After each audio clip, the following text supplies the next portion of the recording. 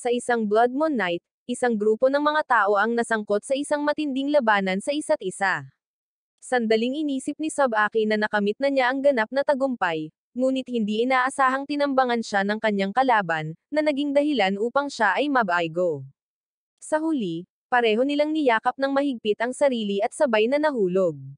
Sa ibang lugar, si Akira ay inaatake ng isang lalaki na malungkot na nagnanais na makatakbo siya muli kasama si Akira. Bumaon ng mas malalim si Akira sa malalim na tubig, biglang bumukas ang kanyang mapupulang mga mata, at agad na napalibutan ang kanyang katawan ng isang makinang na pulang globo. Sa sandaling iyon, humingi siya ng tawad sa lalaki na para bang iyon na ang huling salita niya. Samantala, dalawang babae ang umatake sa isa't isa, at eksakto sa plano, pareho silang natalo ng kanilang mga kalaban. Lahat ng tao saan man ay desperadong nagsisikap na pumaslang sa isa't isa. Pinag-usapan ng dalawang individual ang kapalaran. Pagkatapos ay nakipag-away ang dalawa, magkayakap sa isa't isa habang sila ay nahulog. Ngunit sa nakaraan, lahat sila ay may napakapayapang buhay. Isang umaga sa Jori Dojo, sina Kiro at Kutecho ay nagsasanay gaya ng dati sa dojo kung saan ang ama ni Kutecho ang nagtuturo. Sa isang sandali ng kawalang ingat, natalo si Kutecho kay Kiro. Pinagalitan siya ni Kutecho sa paglalaro ng marumi, ngunit para kay Kiro, ang tagumpay ay tagumpay hindi alintana kung ito ay patas or hindi. At ang mga nagreklamo tungkol sa pagkatalo ay nagpahayag lamang ng kanilang kawalang gulang. Ito ang pinakadalisay na diwa ng swordsmanship at naunawaan ito ni Kiro. Hindi nasisiyahan, humiling si Kutecho ng rematch, ngunit mahinahong umiling si Kiro bilang pagtanggi dahil kailangan niyang maghanda ng almusal para sa lahat.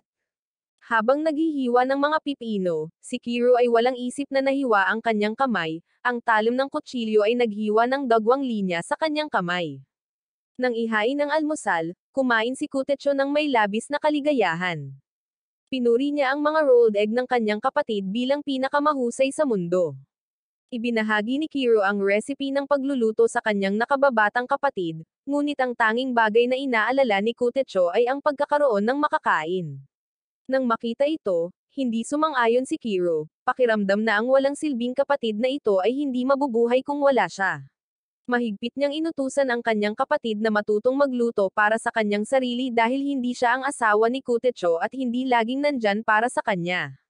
Inosenteng nang arap si Kutecho tungkol sa isang kinabukasan kung saan ang dalawang magkapatid ay palaging magkasama, kung paano nila kukunin ang dojo kasama si Kiro bilang instructor at ang kanyang sarili bilang katulong. Pagkatapos nito, sumakay na sila ng tren papuntang paaralan.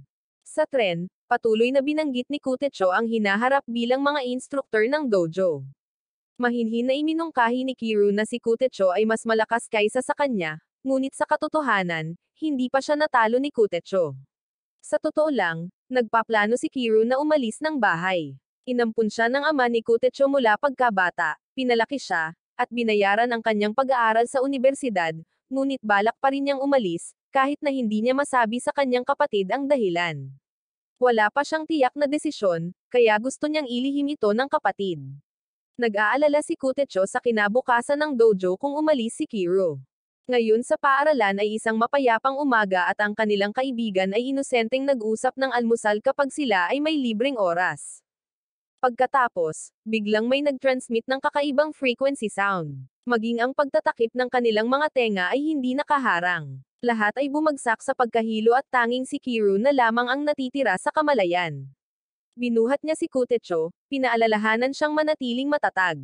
Pagkatapos ay biglang bumaha ang pulang hamog na may dalang lason at bumalot sa lahat.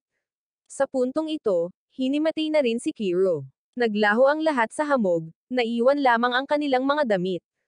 Sa ibang dimensyon, nakilala ni Kiro ang isang blonde na babae na nakasuot ng Lolita fashion.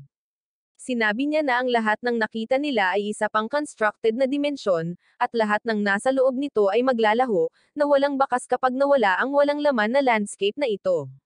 Sa kanyang IQ na 200, mabilis na natanto ni Kiro ang usapan. Sa pag-unawa na ang lahat ay panaginip lamang, inanyayahan siya ng babae na pag-usapan ang kapalaran. Pakiramdam ni Kiro ay pilit ang salita ng dalaga. Nagpatuloy ang dalaga sa pag-iisip tungkol sa kapangyarihang nakakulong pa rin sa loob niya, tulad ng isang hari na nakadina sa ilalim ng puno ng cherry blossom, at kung paano nagsaliksik ang mga tao upang makahanap ng mga sagot, ngunit walang kabuluhan. Sa puntong ito, ganap na nabigo si Kiro na maunawaan kung ano ang sinasabi ng dalaga or kung sino siya. Nagpakilala ang dalaga bilang Ducky, at nangako siyang muli itong magkikita sa mundong ito. Nagising si Kiro sa ospital ng unibersidad na napapaligiran ng mga doktor at nurse. Ipinaalam nila sa kanya na siya na ang huling nagkamalay. Habang ang iba ay nagising pagkatapos ng isang linggo, nag-iisa siyang tumagal ng 5 buwan upang imulat ang kanyang mga mata. Ang mas nakakatakot ay ang lahat ay nanaginip ng eksaktong kaparehong panaginip gaya niya. Sa labas, ang Tokyo ay dumaranas ng malubhang sakuna. Ang mga higanteng puno ay sumibol sa lahat ng dako at ang lungsod ay ganap na nilamon ng pulang hamog. Tinawag ito ng doktor na Great Unconsciousness Event. Walang nakakaalam kung ano ang nangyari noong isang linggo na walang malay ang lahat. Nang marinig na nagising na siya, lumuluhang sumugod si Kutecho para iuwi siya. Pagkalabas kaagad ng ospital, isang pares ng mga mamamahayag ang lumapit sa kanya dahil siya ang huling taong nagising. Habang pauwi, nakaramdam ng pananakit ng ulo si Kiro at saglit na nakatulog. Sa kanyang panaginip, nakita niya ang ama ni Kutecho na nakahiga sa isang pool ng dugo at si Kiro mismo ang nakatayo sa ibabaw niya. Ang mga matutulis na spike ay tumusok sa kamay ng kanyang ama, kaya napasigaw siya ng marahas. Nagulat siya pagkagising at bumalik na sila sa dojo. Maya-maya lang ay umalangaw na naman ang kakaibang tunog. Ito ay sanhi ng isang lalaki at isang babae. Pagkatapos ay isang malaking pagsabog ang gumuho sa buong dojo. Isang halimaw ang nagpakita, at sa kanilang pagkabigla, ito ang ama ni Kutecho. Sinugod ng halimaw si Kiro, ngunit nakaiwas siya. Inabot sa kanya ni Kutecho ang isang staff. Gamit ang kanyang sinanay na mga kasanayan, si Kiro ay sumugod, ngunit hindi niya magawang umatake habang ang mga flashback ng kanyang master ay patuloy na nagpapakita sa kanyang isipan. Ang pag-aatubili na ito ay nagbigay ng pagkakataon sa halimaw na atakihin ang kanyang balikat, na naging sanhi ng pag-spray ng sariwang dugo kung saan-saan. Sa sandaling malapit ng masawi, ang nakatagong kapangyarihan sa loob ng kanyang katawan ay sumabog. Mabilis na gumaling ang kanyang sugat at namula ang mata niya. Ang dugo ay tumigas sa mga matutulis na spike na nakapalibot sa kanyang katawan, na tila kapareho ng Tokyo Ghoul. Sa isang iglap, ginamit niya ang kanyang panloob na enerhiya upang basagin ang espada ng halimaw at putulin ang kamay nito. Ang halimaw ay sumugod patungo sa kanya ngunit naputol sa kalahati ni Kiro. Nang makita ito, ang babae na nagmamasid ay nagpahayag ng malinaw na pagkadismaya. Nakita niyang nagising na si Kiro, na magiging istorbo sa kanya mamaya. Pagkatapos ng matinding labanan, nahulog ang halimaw, ngunit nang mawala ang liwanag, laking gulat ni Kiro nang mapagtanto na ang nilalang ay ang kanyang adoptive father. Hindi siya makapaniwala sa kanyang mga mata, nalilito at nawawala ng kontrol, pinahihirapan ang kanyang sarili dahil sa pagkikimkam ng puot sa kanya sa lahat ng oras na ito, para lamang tapusin ang buhay ng pinakamahalagang tao gamit ang kanyang sariling mga kamay. Sa sandaling iyon, nagpakita si Eira, dahan-dahan ang pinapawi ang sakit. Tunay na bumagsak si Kiro, habang si Kutecho ay sobrang nalilito, hindi niya matukoy ang katotohanan. Sinabihan sila ni Eira na huwag magsalita ng kahit ano, na ipapaliwanag niya ang lahat. Mabilis na dumating sa lugar ang mga pulis kasama ang babaeng opisyal at ang kanyang mga kasamahan na nagsasagawa ng investigasyon, ngunit wala ni isa sa kanila ang nakaintindi sa nangyari. Sa pagtatanong kay Eira, sinabi niyang kaklase niya ang magkapatid at nagkataon lang ang presensya niya. Napagpasyahan ng pulisya na nawawala ang ama ni Kutecho at itinuring itong isa lamang misteryosong pagkawala tulad ng maraming kamakailang mga kaso. Matapos ang mahusay na pagkawala ng malay, 10,000 katao ang nawala. Kumalat ang mga alingaw na ang mga nawawala ay naging pulang hamog or uhaw sa dugo ng mga halimaw, na parang walang katotohanan ngunit nagtanim ng mga binhi ng pagdududa sa isipan ng lahat. Nang iuwi si Kiro, hinarap ni Kutecho ang dalaga, iniisip pa rin na panaginip lang ang lahat. Pinayuhan siya ni Eira na tanggapin ang masakit na katotohanan at unawain kung bakit naging ganoon ang kanyang ama. Naniniwala siya na pinabago siya at naghinala na nakakita siya ng isang lalaki na nakasuot ng asul na Amerikana at salamin. Naalala ni Kutecho ang taong iyon ngunit hindi niya maintindihan kung bakit niya gagawin ang ganoong bagay, dahil malinaw na wala silang sama ng loob sa isa't isa. Nang makitang bahagyang gumalaw si Kiro, inutusan ni Ares si Kutecho na tumahimik, at sinabing ipapaliwanag niya ang lahat sa kanya mamaya at sigurado siyang gustong malaman din ito ni Kiro. Muli, naanod si Kiro sa isang guni-guni. Sa loob nito, nakita niya ang isang distorted crimson space, nakita ang kanyang sarili na tinusok ng isang ganap na puting tao na umiiyak at tinatawag ang kanyang pangalan. Nagising siya nang makitang nasa tabi niya si Era.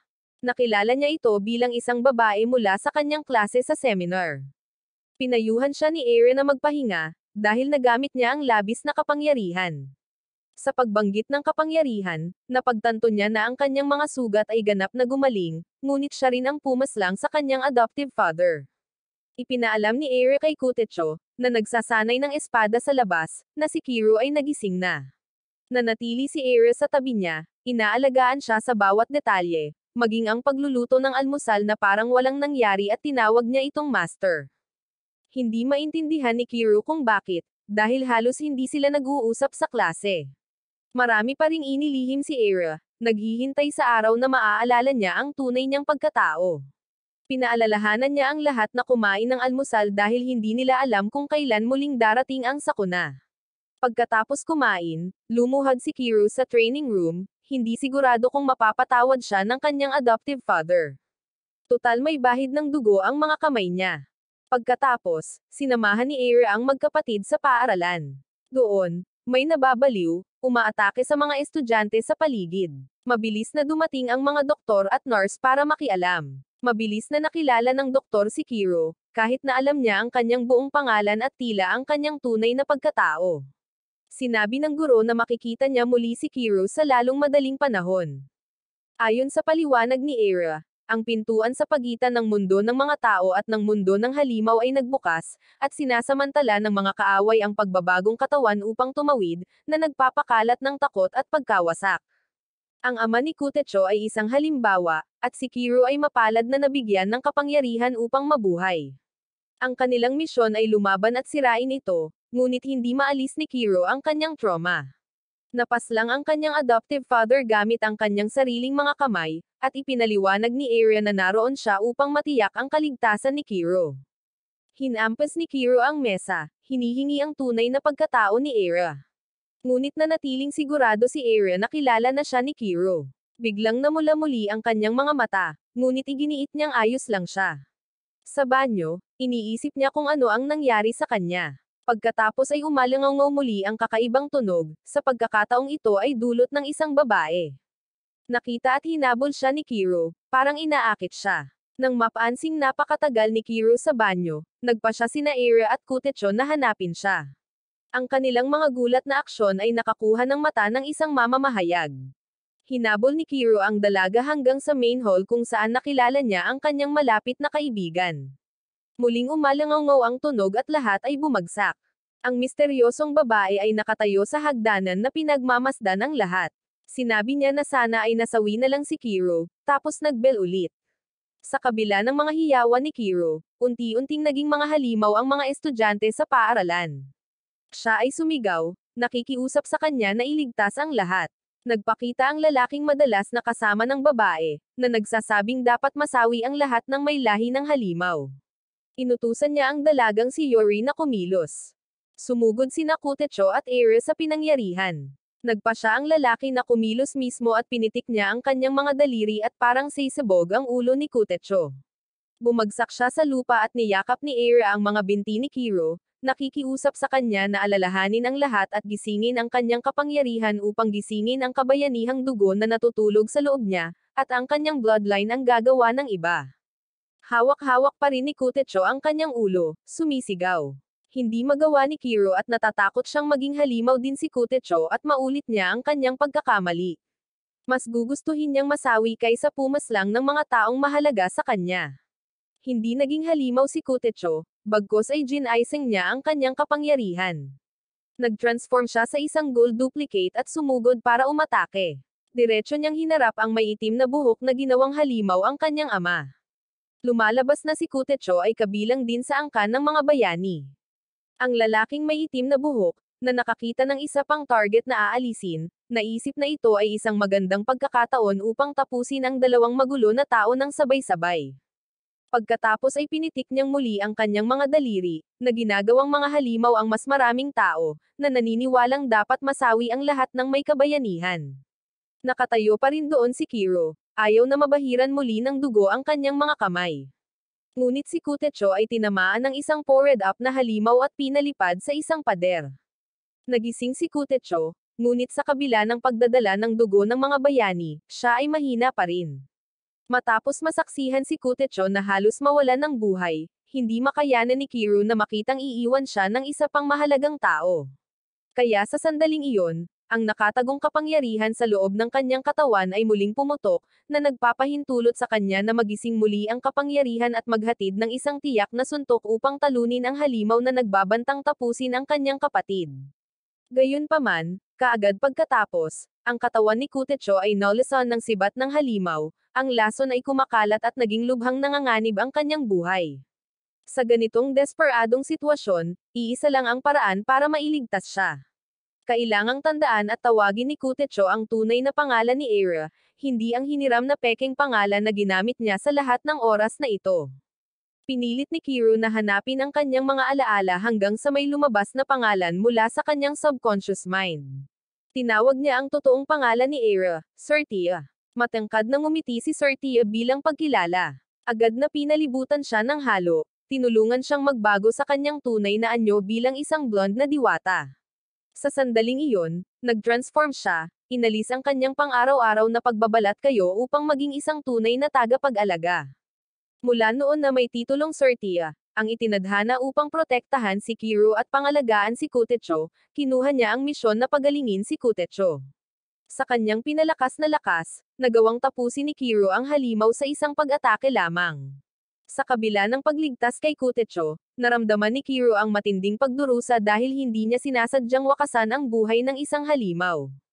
Sa kaibuturan niya ay batid niya pa rin na bago ito magbago, ito ay isang tao at isang normal na estudyante na katulad niya, ang pag-iisip na ito ay naging dahilan upang siya ay halos mawalan ng kontrol, ang pakiramdam ng pagkakasala ay tumitimbang ng mabigat habang ang kanyang mga kamay ay patuloy na nabahiran ng dugo.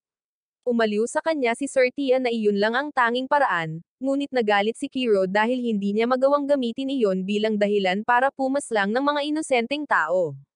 Naunawaan ni Sir Tia ang pakiramdam na iyon, ngunit sa sandaling ang isang tao ay naging isang halimaw, walang nang balikan.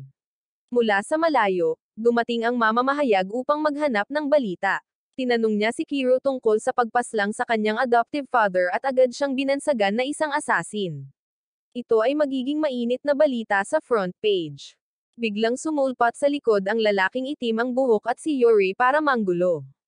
Maaari siyang maglabas ng walang katapusang monster summoning spells hanggat may mga tao na mag-activate ng gate. Naniniwala siya na ang lahat ng may kabayanihang angkan ay dapat masawi, at siya ang magsasagawa nito. Pinalakas niya ang isang halimaw para salakayin si Kiro. Buti na lang at naprotektahan siya ng blood armor. Patuloy niyang pinalakas ang halimaw, na binago ito sa isang napakalaking anyo. Diretso sa kanya ang higanteng halimaw, naglulunsad ng pag-atake na nakatutok sa kanya. Ngunit sa sandaling iyon, ang kakaibang balat ng dugo na nakapalibot sa katawan ni Kiro ay nagpoprotekta sa kanya sa tamang oras, na pinipigilan siyang masugatan ng husto. Hindi lamang iyon, ngunit pinalakas din ng shell na ito ang kapangyarihan sa loob, na ginawa siyang mas malakas. Gayunpaman, ang presyo na babayaran ay napakataas din, dahil ang katawan ng tao ay hindi makatiis ng ganitong uri ng kapangyarihan ng walang hanggan. Kahit na siya ay lumakas sa bawat labanan, kung siya ay magpapatuloy, ang kanyang katawan ay malapit ng bumagsak. Hindi maintindihan ng lalaking may itim na buhok ang kanyang kapangyarihan. Kakaibang mga tunog ang nagmula sa katawan ni Kiro, ang mga sound wave ay kumakalat sa buong kalawakan. Aksidenteng narinig ito ng babaeng reporter na si Sub-Asa, napahawak sa ulo sa sakit, unti-unting nawawalan ng kontrol ang katawan. Sa magulong sandaling iyon, nagpakita ang isa pang babae, na mapilit na tinawag si Kirihara, ang kasamahan ni Sub-Asa, upang mabilis na gisingin ang kabayanihan ng dugo sa loob niya, dahil ito lamang ang makapagliligtas sa kanya. Nang walang paraan para umatras, napilitan si Kirihara na tawagin ang tunay na pangalan ni Tsubasa. Nang bigkasin ang tunay na pangalang iyon, ang nakatatak na kapangyarihan sa loob niya ay sumabog, at si Tsubasa ay agad na nagbagong anyo bilang Arrow, isang magandang mandirigma na may superior na lakas, na opisyal na naging isa na nagdadala ng dugo ng mga bayani. Dahil sa awakening ni Arrow, nabaliktad agad ang sitwasyon. Siya ay umabant upang talunin ang isang halimaw, habang si Kiro ay itinoon din ang kanyang kapangyarihan upang talunin ang kalaban sa harap niya. Habang naghahanda si Kiro na ihatid ang pangwakas na atake sa pangunahing kontrabida, isa pang misteryosong babae ang namagitan, na nagpapahintulot sa kanya na pansamantalang makatakas sa espada ni Kiro. Bumalik ang masasakit na alaala at napahawak si Kiro sa kanyang ulo sa matinding paghihirap, naramdaman ang kanyang sarili na nakagapos ng isang tanikala ng malupit na kapalaran, kung saan ang kapangyarihan ay kapwa isang pagpapala at isang tanikala. Hindi pa nagiging halimaw ang kaibigan nila.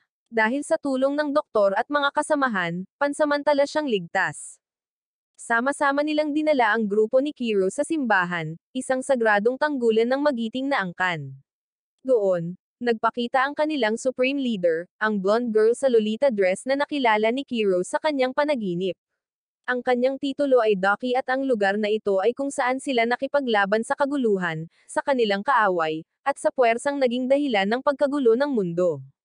Mahigpit na ipinaliwanag ni Ducky ang tungkol sa paunang natukoy na kapalaran. Sinabi niya na pagkalipas ng 40 taon, tiyak na mawawasak ang mundong ito. At nang dumating ang pagkawasak na iyon, isang bayani lamang na may titulong Crimson Lotus King ang makapagliligtas sa sangkatauhan. Ang lahat ng mga nagdadala ng kabayanihan ay may potensyal na maging Crimson Lotus King. Ngunit kung hindi magpapakita ang taong iyon, ang mundo ay mabilis na lulubog sa kaguluhan at kawalan ng pag-asa. Ang propesya na ito ay ginawa ang mamamahayag na kalahating paniniwala at kalahating pagdududa. Ngunit ipinaalala sa kanya ni Ducky na kahit na ang mga halimaw na nakikita ngayon sa kanilang mga mata ay minsan ay itinuturing na walang katotohanan. Kaya, kailangang paniwalaan ng lahat ang katotohanan ito. Samantala, sa ibang lugar, isa pang misteryosong grupo ang nag-uusap sa kanilang mga plano. Sila ang naging sanhi ng malaking pagbagsak, nagbukas ng tarangkahan para sa mga nilalang mula sa ibang mundo na Bamaha, at ang kanilang layunin ay lipulin ang buong angkan ng mga bayani. Sa simbahan, idineklara ni Ducky na ang tanging paraan para matigil ang kaguluhan ay ang sirain ang Tokyo, na nagtatapos sa gate na nag-uugnay sa dalawang mundo. Nang marinig ito, marami ang nagulat dahil hindi lang ito isang lungsod, kundi tahanan ng milyon-milyong inosenteng tao. Binigyang diin ni Sir Tia na ang mga tagapag-alaga ay tiyak na umiiral upang maiwasan ang malaking pagbagsak na ito. Habang nagdedebate pa ang lahat, at bumalik na sa anyo ng tao si Tsubasa.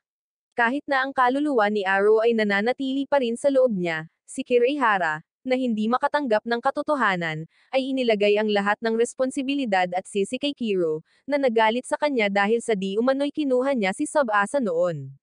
Bagamat binigyang diin ni Shuko na minsang naging isang demonyong mensahero, wala nang paraan pabalik, at hindi napigilan ni Kirihara ang kanyang galit. Mag-isa siyang nakatayo sa bakuran, nagsindi ng yosi, puno ng hinanakit ang mga mata, nanunumpa sa sarili na aalamin niya ang katotohanan at parurusahan si Kiro sa lahat ng bagay. Dinadala sa doktor ang kanilang kaibigan at ipinaliwanag ng doktor na ang mga taong maaaring mag-transform sa mga halimaw ay may dalang espesyal na gene. Ang gene na ito ay may espesyal na koneksyon sa gate. Akala ni Kiro ay kasalanan niya ang lahat. Sa kanyang delirium, nadala si Kiro sa isa pang espasyo kung saan pinilit siya ni Ducky na pumili, tanggapin na ang kanyang mga kamay ay patuloy na mababahiran ng dugo at gagawing abo ang lahat kapalit ng bagong kinabukasan, or maghanap ng paghihiganti. Nang magising siya ay puno pa rin ng dugo ang kanyang mga kamay. Sinimulan ni Kiro at ng iba pa ang misyon na sirain ang mga hadlang. Matapos turuan kung paano gamitin ng tama ang kanyang kapangyarihan, lalo siyang lumakas. Ang iba ay nakatayo lamang sa paligid na nanunood, dahil wala silang kapangyarihan upang isagawa ang misyong ito. Upang iligtas ang kinabukasan, ang tanging landas ay ang puksain ang Tokyo, na nagtatapos sa tarangkahan na nagpapahintulot sa mga halimaw na Bamaha. Habang kumikilos ang kanyang grupo sa hideout ng mga kontrabida, nagsimula silang magtalo sa isa't isa. Ang pinuno ay ayaw hayaan ang mga may dugong kabayanihan na gawin ang gusto nila, sa paniniwalang ito ay maglalagay sa kanila sa isang dihadong estado. Ngunit ang lalaking may itim na buhok ay walang sapat na kapangyarihan para sirain si Kiro. Binanggit niya ang isang napakalakas, misteryosong karakter, ngunit agad na pinagalitan ng pinuno, pinilit na tumahimik dahil ito ay bawal. Umalis ang lalaking itim ang buhok, naiwan lamang siya at ang kanyang anak na si Yuri. Sa mabigat na kapaligiran, tinawag niyang malapit ang kanyang anak, inamin na siya lamang ang makakapagligtas sa kanya. Bagamat ayaw niyang ilagay siya sa panganib, naiintindihan din niya na ang mga bagay ay umabot sa isang dead end. Samantala, matapos sirain ang dalawang hadlang sa maikling panahon, bumalik sa simbahan ang grupo ni Kiro. Si Kiro ay gumamit ng labis na lakas, ang kanyang katawan ay pagod at pagod. Ngunit naniniwala siya na hanggat kaya niyang protektahan ang mundo, anumang personal na sakripisyo ay katanggap-tanggap. Nang makita ang determinasyon at katatagan na ito, pinuri siya ni Shuko, na pinatunayan kung gaano siya kaswert na siya ay nasa kanilang panig. Kung hindi, ang mga ahente ng kaguluhan ay magiging lalong walang ingat, kahit na hindi makontrol. Ayon sa kanya, kapag ang lahat ng natitirang mga hadlang ay nawasak, ang Tokyo ay otomatikong babagsak. Ang pinto sa pagitan ng dalawang mundo ay magsasara at ang kabaliwan ng mga kontrabida ay titigil. Biglang nawala ng malay si Kiro. Sa kanyang panaginip, nakita niya ang higit pang mga eksena ng kaguluhan, mas maraming mga bagong biktima na sumisigaw, at pinaalalahanan ang kanyang sarili na sa lahat ng mga gastos, dapat niyang sirain ang lahat ng natitirang mga hadlang upang iligtas ang hinaharap. Nagmamadaling sinabihan siya ng doktor na magpahinga, tinuturuan siyang huwag isakripisyo ang sarili. Dadalhin niya siya sa silid, ngunit hindi pinapayagan ni Kiro ang kanyang sarili na huminto. Paglabas, nakasalubong ni Kiro ang mamamahayag.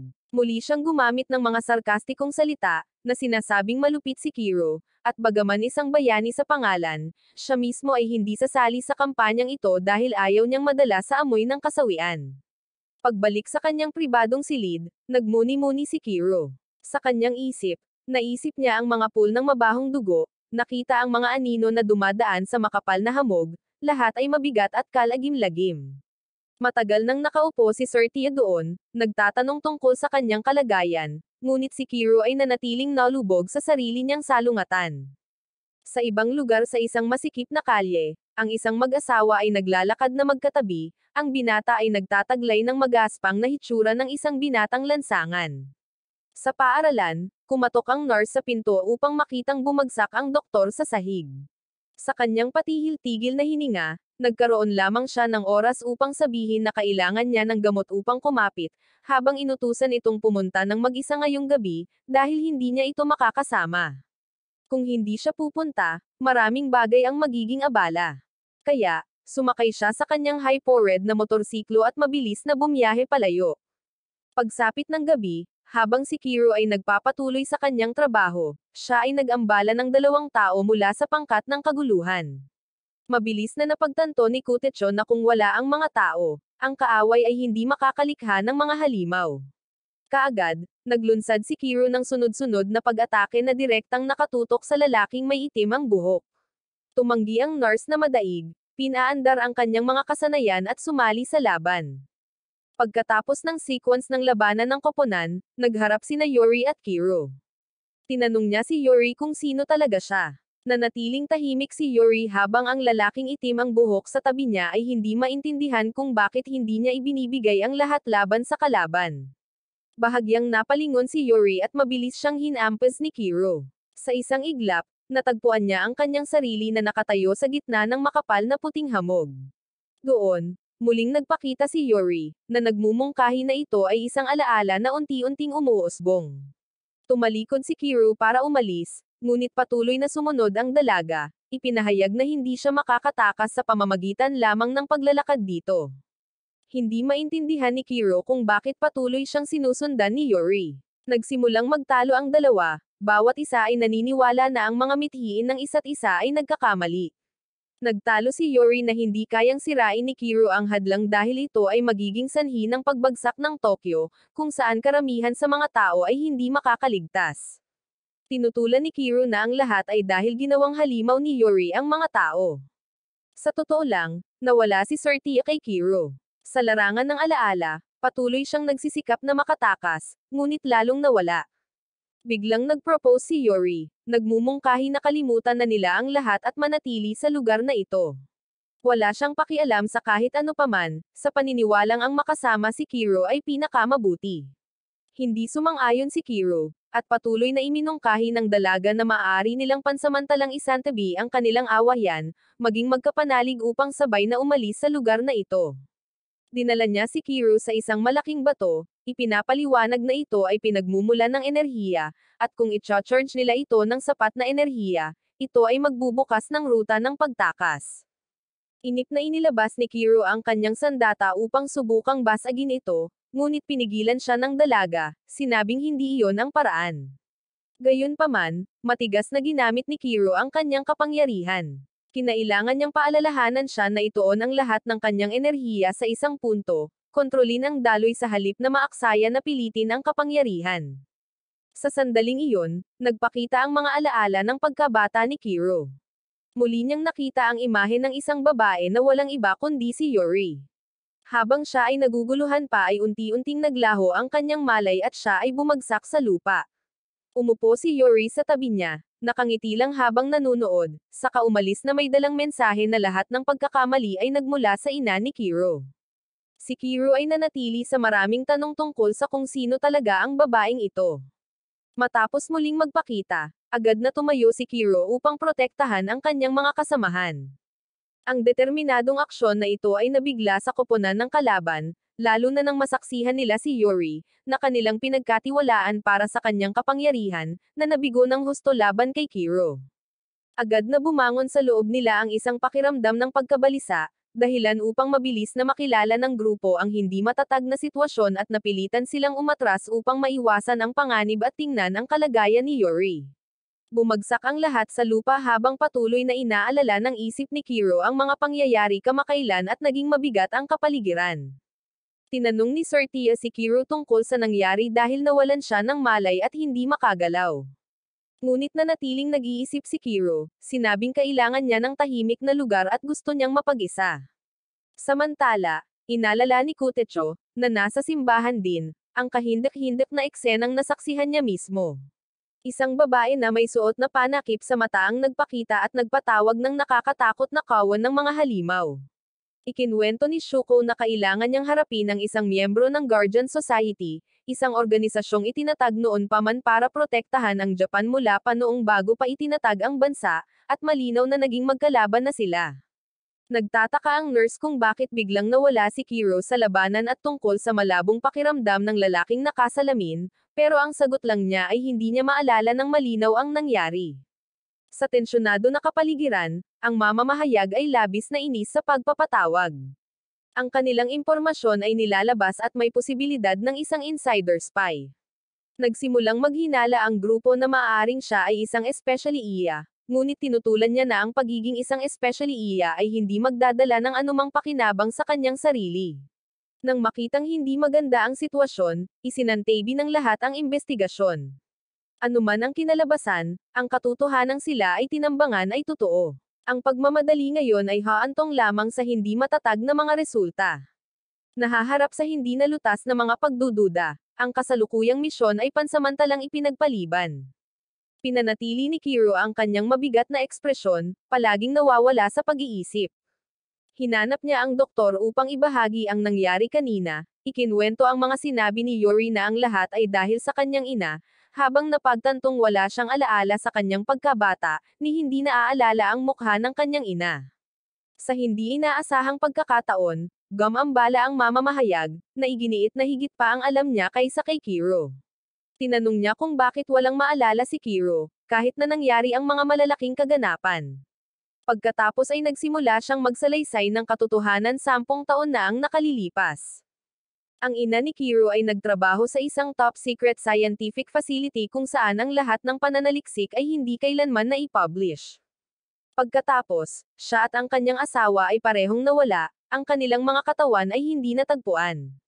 Nagsalita pa ang mamamahayag, iminumungkahi na si Kiro mismo ang pumaslang sa kanyang mga magulang, at naalala niya kung paano sila inatake ni Kiro, na nagudyok sa doktor na agad na mamagitan upang matigil ang mga mapait na salita. Pagkatapos ng insidente, nagtungo sa ospital sina Kiro at Kutecho, ngunit pinanatili pa rin niya ang malungkot at mabigat na ekspresyon, ang kanyang isip ay nagmumulto sa kanyang narinig. Sa pagbabalik, hindi inaasahang nakasalubong nila ang isang babaeng inspector at ang babae mula sa nakaraang labanan. Ipinakilala niya ang kanyang sarili bilang isang miyembro ng Guardian Society, at ang babae na kasama niya ay si Sabaki. Inihayag ng dalawa na iniimbestigahan ng Guardian Society ang salarin sa likod ng serye ng misteryosong pagkawala kamakailan. Ang sospek ay isang lalaking nagngangalang Aiken, na karaniwang nakasuot ng asul na Amerikana at salaming pang-araw. Nang marinig ito, hindi mapanatili ni Kutecho ang kanyang kalmadong sarili, agad na hinawakan ang kwelyo ng isa, at hiniling na malaman kung nasaan si Aiken. Sumagot ang babaeng inspector na siya mismo ay nasa proseso ng pangangaso sa kanya. Sa sitwasyong iyon, aktibong nag-alok si Kutecho na magsanib puwersa, at mabilis na tinanggap ang kanyang panukala. Hinding-hindi niya mapapatawad si Aiken at pinayagan din sila ng dalawang babae na magtulungan sa investigasyon. Ang lahat ng mga pag-unlad na ito ay nasaksihan ng doktor mula sa malayo. Para naman kay Kiro, pumunta siya sa isang maliit na bahay na napapaligiran ng mga makukulay na flower bed. Ngunit kaagad pagkatapos, isang pulutong ng dugo ang nagpakita sa kanyang mga mata, na ikinagulat niya, at napagtanto lamang na panaginip lamang ang lahat. Samantala, ang doktor ay masigasig na nagsasaliksik, sinusubukang lumikha ng isang misteryosong pulang bato. Nang tila nagtagumpay siya, nabigo siya. Ang mamamahayag ay nagtatapon ng mga papel sa galit habang si Shuko ay tahimik na nagwawalis sa bakuran ng simbahan. Ang babaeng inspector ay nakaupo sa malalim na pag-iisip, ngunit pagkatapos ay tinawag siya pabalik ng mamamahayag. Ang doktor ay patuloy na nagtatrabaho sa isang estado ng pagkapagod, at tila lahat ay abala sa kanilang sariling mga misyon. Tahimik na nakaupo si Kiro sa hardin, nakaharap sa mga bulaklak, isang malabong ngiti ang sumilay sa kanyang mukha. Nagpunta ang nurse sa doktor, pinayuhan siya na huwag mag-overwork, ngunit ang sagot lang niya ay wala na siyang mahabang oras. Sa panahong ito, nakita si Aiken, lihim na sinusubaybayan at nakuhanan ng larawan ng mamamahayag at Arrow. Regular pa ring binibisita ni Kiro ang kanyang kaibigan sa ospital, palaging sinisisi ang kanyang sarili sa lahat.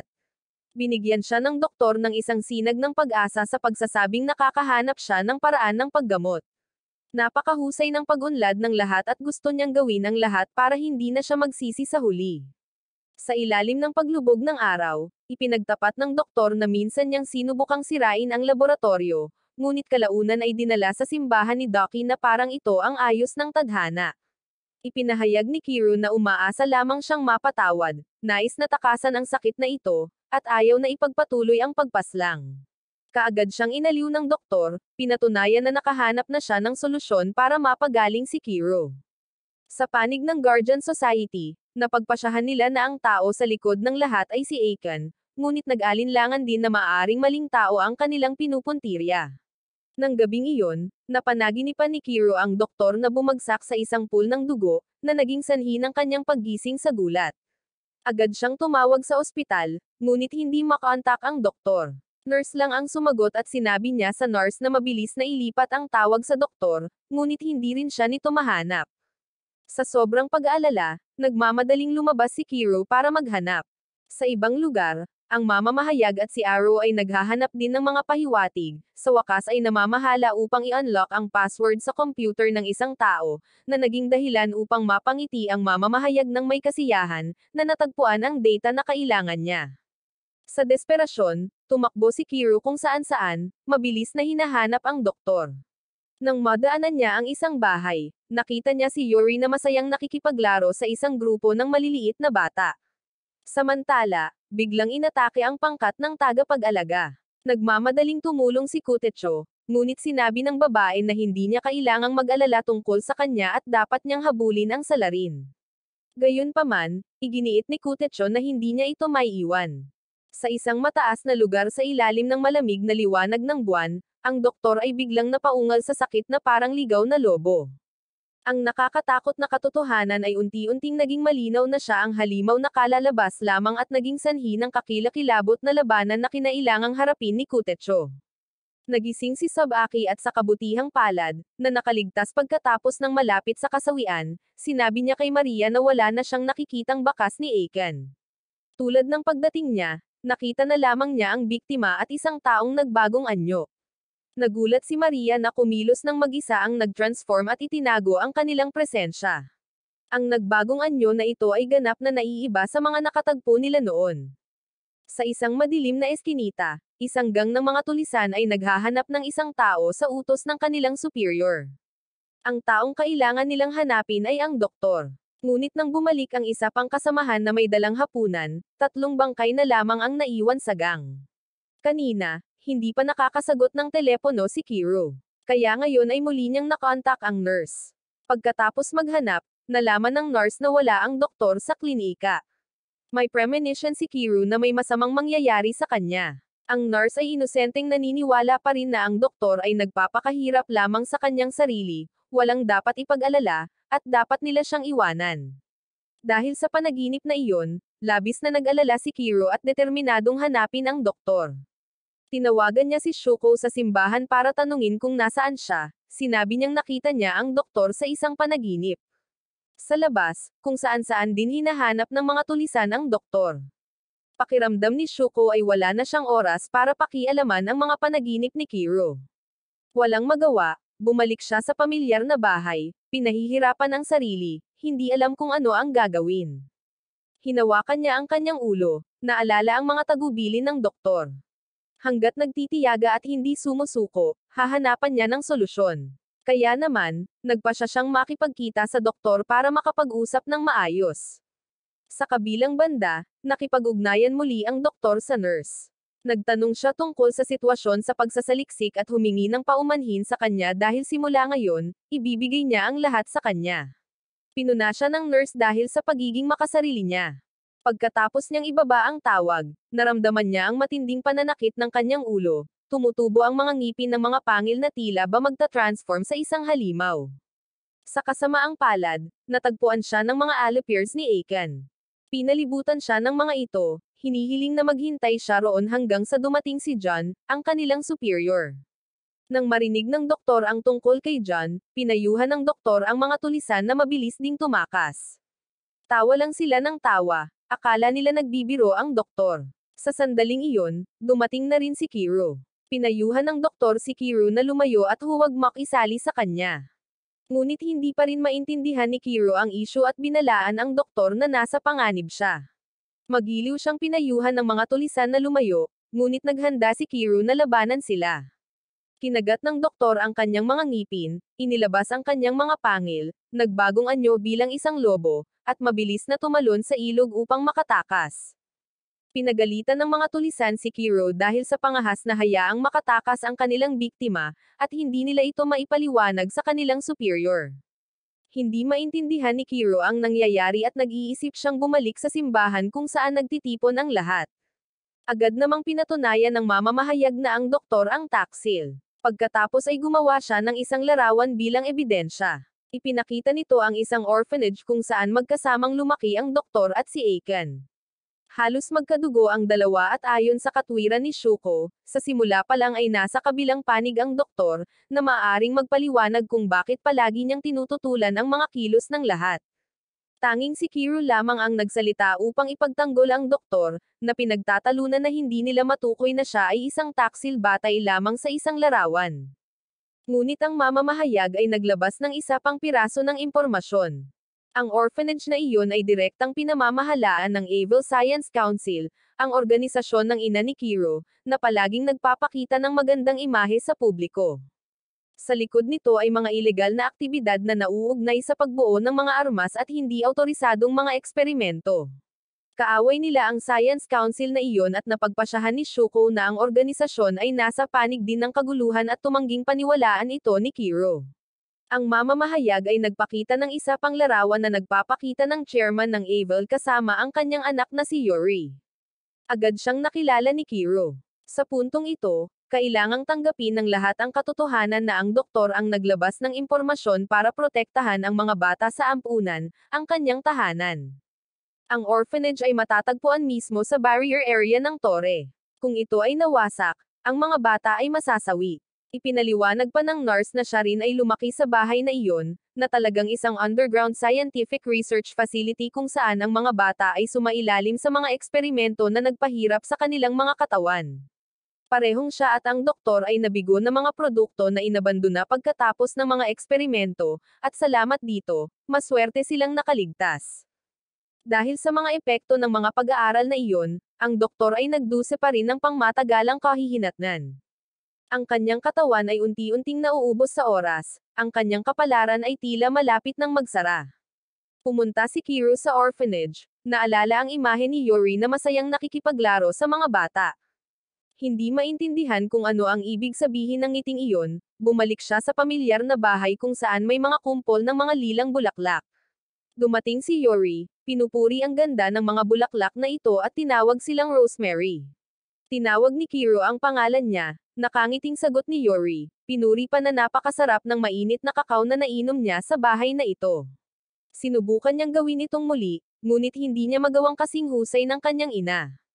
Walang maalala si Kiro at nalaman lang niya ang pangalan ni Yuri sa sinabi ng iba sa kanya. Wala siyang magawa, wala siyang magagawa, at malapit nang mawala ang isang taong mahalaga sa kanya. Inalok ni Yuri na tulungan si Kiro.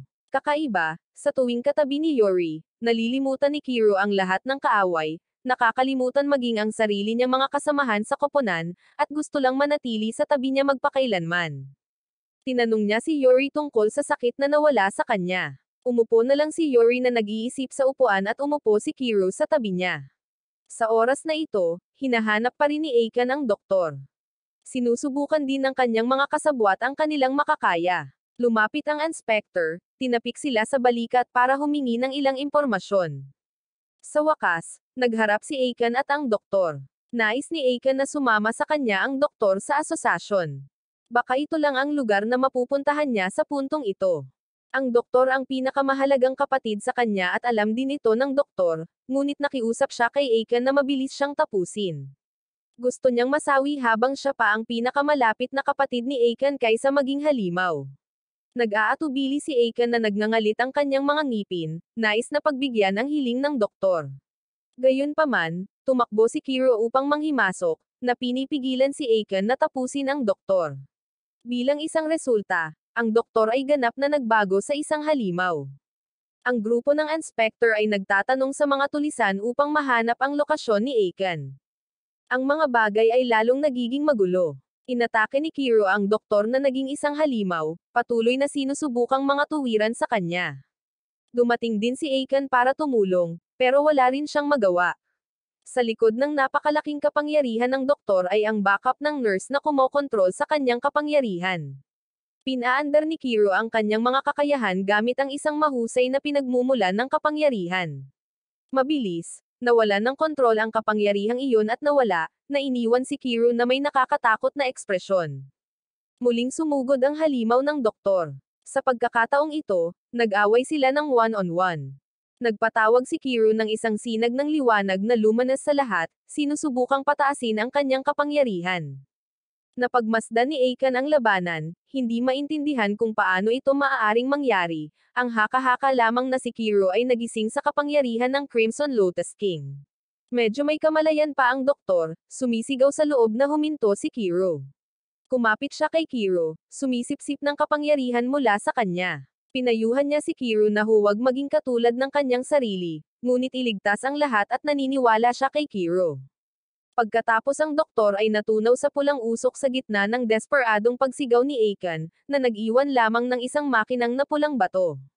Tumalikod si Aiken at naglakad palayo, nangingilid ang mga luha sa kanyang mga mata. Bumagsak din si Kiro at napakaliwanag ng buwan ngayong gabi.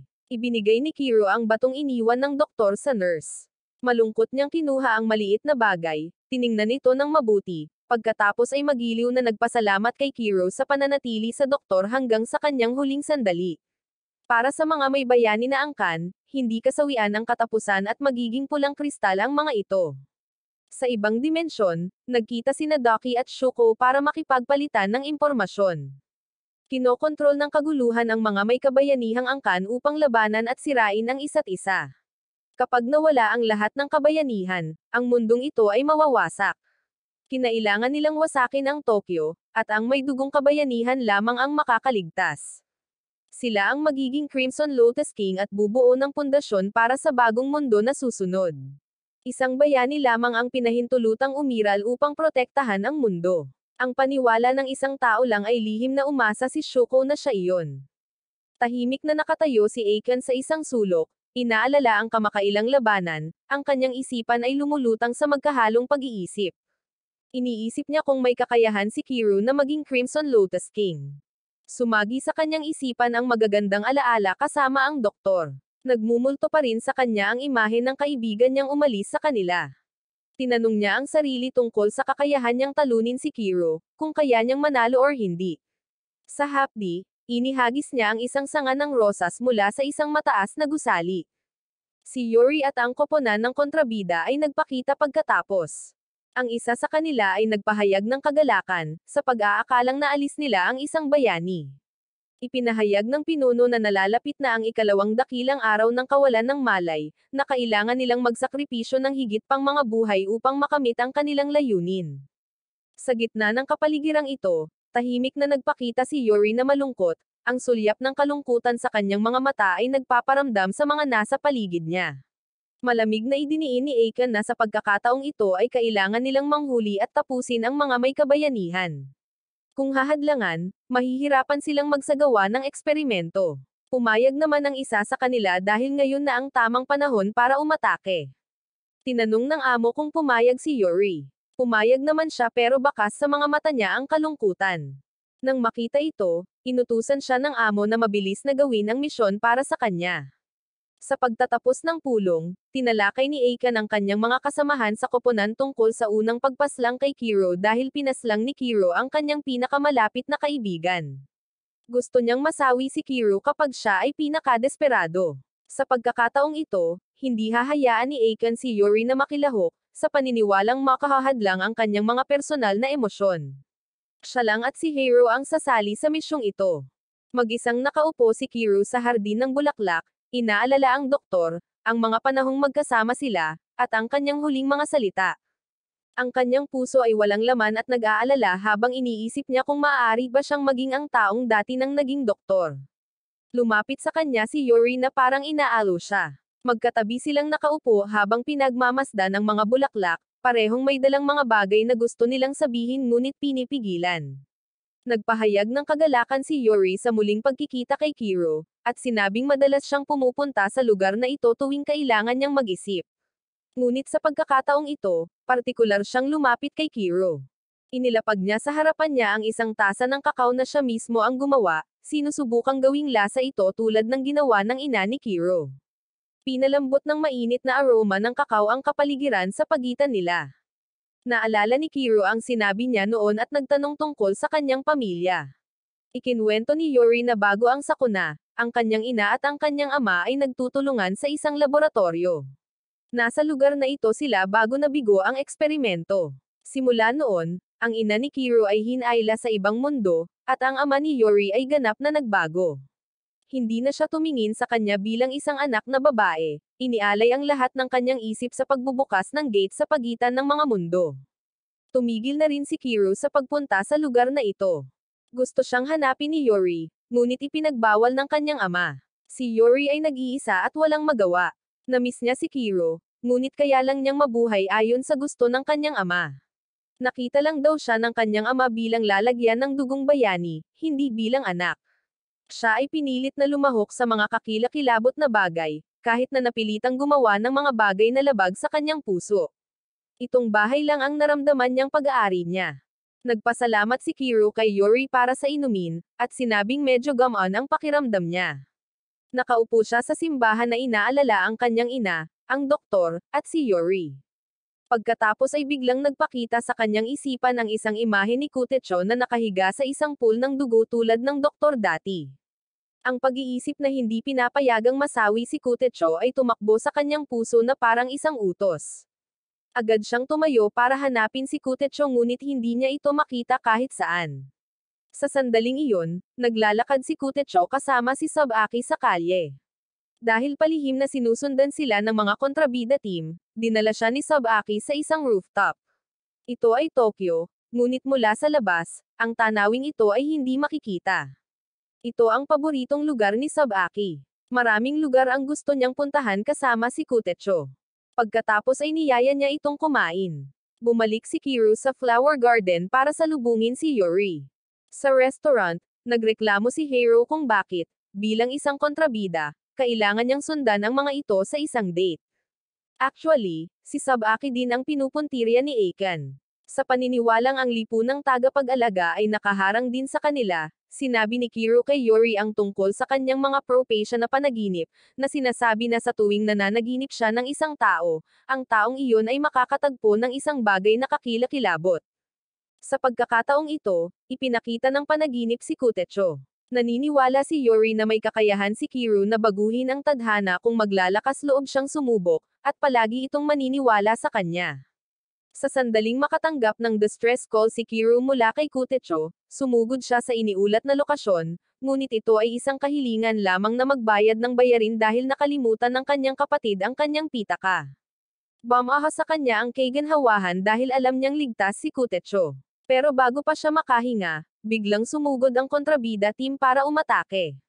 Humakbang si Hiro patungo kay Sabaki para patahimikin siya. Mabilis na nag-transform si Sabaki sa combat mode. Nakita ni Kiro si Kutecho na nakabitin ng patiwarik sa himpapawid, ang eksenang kapareho ng imahe sa kanyang panaginip. Pinagbawalan siya ni Aiken na lumaban. Kung lalaban siya, tatapusin niya si Kutecho. Sinisi ni Aiken si Kiro dahil hinayaan niyang masawi ang doktor. Ipinahayag ni Aiken na pahihirapan niya si Kutecho para maranasan ni Kiro ang katulad na pagkawala, at gusto niyang maghayganti kay Kiro. Sa paniniwalang kasalanan niya ang lahat, biglang nagpakita si Yuri sa gitna ng kaguluhan at sumugod upang iligtas si Kutecho. Agad niyang pinagtanggol si Kiro na para bang nakakalimutan ang lahat ng dating koneksyon sa kanyang ama. Ang kanyang aksyon ay malinaw na isang pagtataksil sa kanyang ama. Inipon niya ang lahat ng kanyang lakas ng loob upang iligtas ang kanyang mga kaibigan. Kahit galit si Aiken, hindi niya nagawang tapusin ang buhay ni Yuri. Samantala, ang bagong recruit na si Hiro, na kanilang ipinadala upang harapin si Sabaki, ay ganap na nalampasan. Tumakbo si Sabaki upang hanapin si Kutecho na nagpapahinga sa tabi ng isang puno. Ligtas pa rin pala si Kutecho at ang totoo ay pinagtaksilan ni Yuri ang kanyang ama para iligtas sila. Wala siyang mapagtataguan at sa pagkakataong ito, dinala siya ng tadhana kay Kiro para iligtas. Sa gabi, ang lahat ay inanyayahan sa simbahan upang makipagkita sa lipunang tagapag-alaga. Natanggap ng mamamahayag ang tawag at nagpakita ng kawalang kasiyahan, nakaramdam ng inis sa pagkaladkad sa mga maligalig na bagay. Marahang humingi ng paumanhin si Shuko para sa kaguluhan, ngunit sinabing ang kasalukuyang sitwasyon ay walang ibang pagpipilian. Mabilis na dumating ang lipunang tagapag-alaga, at agad na naging tense ang kapaligiran. Tiningnan ni Kiro ang lahat at dahan-dahan ang sinabi ang dahilan kung bakit niya sila tinawag ay para magmungkahi ng kooperasyon, para humanap ng mga paraan na magkasama para protektahan ang mundo. Nang matapos ay pumayag agad si Sabaki na makipagtulungan. Ngunit ang ibang mga miyembro ng koponan ay nagtalo na ito ay isang walang muwang na ilusyon at si Sabaki ay madidisiplina. Mahigpit niyang inakusahan ang grupo ni Kiro na nagdudulot ng panganib, kahit na sinisira ang mundong ito. Ngunit tinutulan ni Shuko, sinabing ang ginawa nila ay hindi para sirain, kundi para protektahan ang mundo mula sa sakuna. Hindi ito tinanggap ng babae sa koponan ng guardian na si Jillian, na tinitingnan ang grupo ni Kiro bilang mga panatiko na nag-iisip sa kanilang sarili bilang isang pambansang organisasyon ng proteksyon habang pinapaslang ang kanilang mga kalaban. Agad siyang naghanda ng isip para sa labanan. Ang lalaking si Seguro na kasama niya ay tumawag din ng kanyang sandata. Hindi rin nagpakita ng respeto si Kutecho, agad na nag-transform. Dali-dali silang pinigilan ni Sabaki, sa takot na baka sumabog ang alitan sa atmosfera, mahigpit na parang string ng gitara.